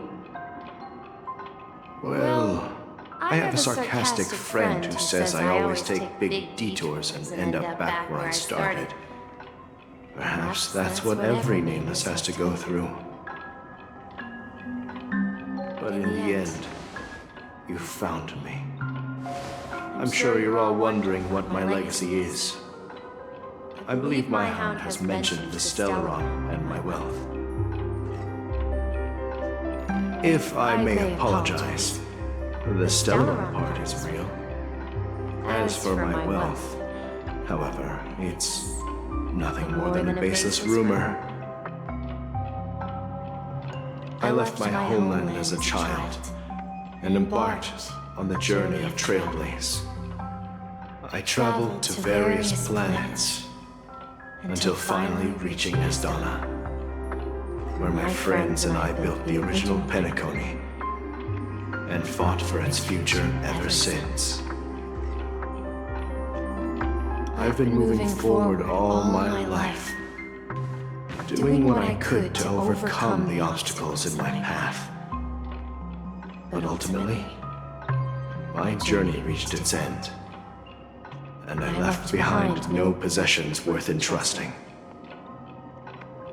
So, if you ask what's left within this worn-out train engine that can be called a legacy, I suppose it's the things that are still burning in the engine's furnace. Now that you're well aware of the current situation of Penacony, I certainly hope that you'll help me get this world back on track. But I'll leave that decision to you, for the path of Trailblaze is never paved by others. All I have for you is a story and 2 gifts. I want to give you my pocket watch. It has accompanied me throughout my long journey, guiding that naive child forward, and has been blessed with the presence of so many great people up to this day. And my hat, too. The one who navigated for me placed it on my head and planted a fanciful thought in my mind. The trailblazing expedition will never end. Now, it's time for you to make your choice. Once you've made up your mind, open that door and enter the long dream of an old man. I'll be waiting for you at the end of this corridor of time. All right, everyone, let's make a decision. Although I don't think anyone will have any objections.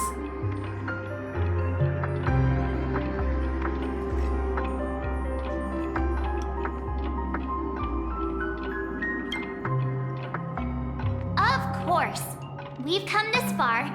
Surely there's no other option than moving forward. In that case, it's unanimous. Then let's proceed together to the end of this dream and tell Mikhail our decision.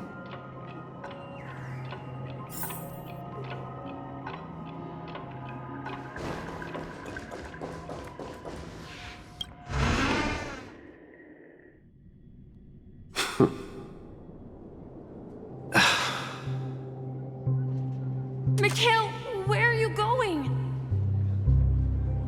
Someone has to step up and save Lushaka. So why can't it be me, Misha? Please don't go. And if you must, please take me with you. Don't leave me alone. Even without me, you know how to proceed forward, brave Captain Misha. The compass is waiting for you.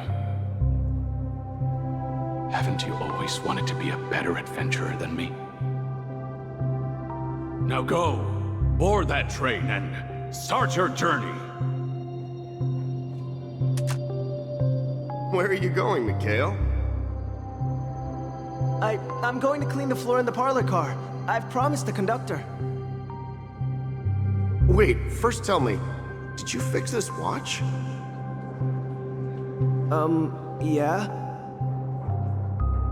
I know what it looked like before. Its chain was broken, the back case torn, and the marks on the dial all worn out. How did you manage to fix it? Well, it's hard to explain, but I knew it could be fixed. It's the hands, Mr. Amundsen. Its hands were intact and pointing in the right direction, so I knew there would be a way to fix the rest.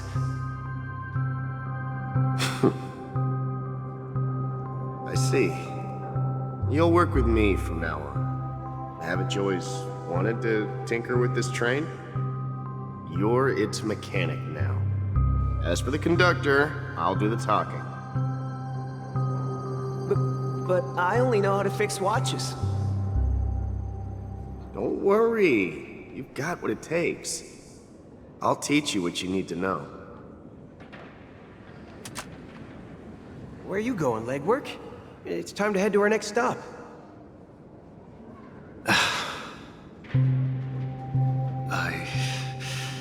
I'm staying in Astana with Rosalina and Tiernan. I see. This place reminds you of home. The people of Astana have only achieved a tiny victory and still have a long way to go towards true freedom. Hanunu needs us. Don't worry, not all journeys lead to the stars. Even if I leave the Express, our path of Trailblaze will continue. Yeah. I knew you wouldn't stay on the Express forever. Leave in peace, my friend. And, take this with you. This is Mr. Amundsen's hat. But why? When he departed, he said he would leave it to his best student. Well, I suppose the time has come. Farewell, legwork. Take care of Tiernan and Rosalina. And don't forget to write to us.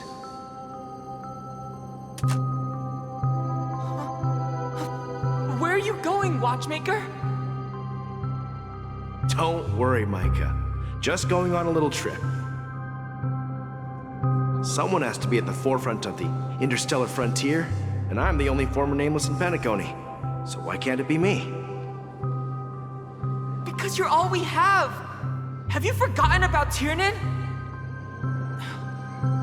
The cosmos is way more dangerous now. What will happen to Penacony if we lose you too? But what will happen to Penacony if we don't find a way out? Tiernan. How could I ever forget him? I've spent countless sleepless nights asking myself why I didn't go with him back then. We Nameless won't stop. Don't worry, Micah. It's just a matter of getting back to my old profession. Just wait for me to come back. But if, and it's a big if I don't come back in one piece, then you'll become the next Watchmaker. Where are you going, old man? Oh, you're here. Answer my question. What are you up to? Relax, Gallagher. I just came up with a great idea. Wanna hear it? Oh, come on. Aren't all your ideas just ways to get yourself killed? I may be blunt here, but you're the last remaining hero in Penacony. If you die too, the secret of Stellaron will go to the grave with you.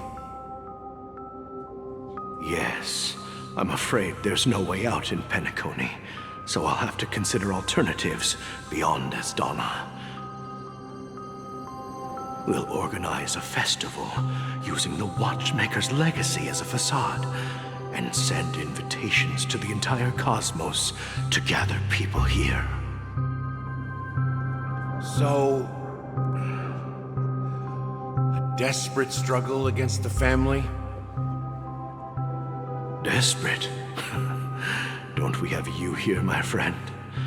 This task is challenging, But what hasn't been challenging for us along the way? Well, whatever you do, remember, make sure to send an invitation to the Astral Express. Misha! Where are you going? Oh, it's you, Clocky. Take me to Dreamflux Reef. Last night, I had a long dream about the day we met. I want to write down that dream. Write it down? Why? Oh, so I won't forget it. Do you remember how you got your name, Clocky? Of course! You told me that when you were a kid, you lived in a room full of clocks. Those wall clocks and pocket watches grew up with you and were your best friends. Yes, but what I didn't mention was there's a funny misunderstanding behind it. I was a kid, and there was always a special pocket watch in my memories. It was with my grandpa, guiding him on his sea voyages and leading the way in his every adventure story. I wanted to have a pocket watch like that too. And that's when you appeared in my dreams. Yeah.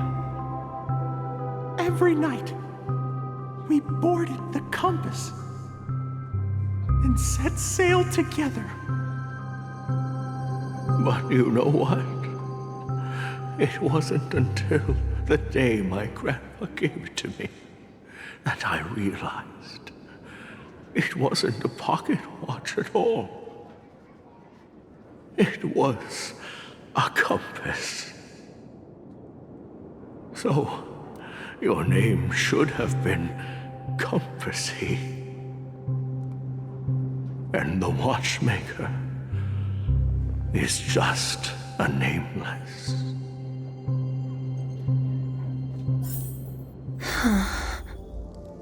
We've arrived at Dreamflux Reef.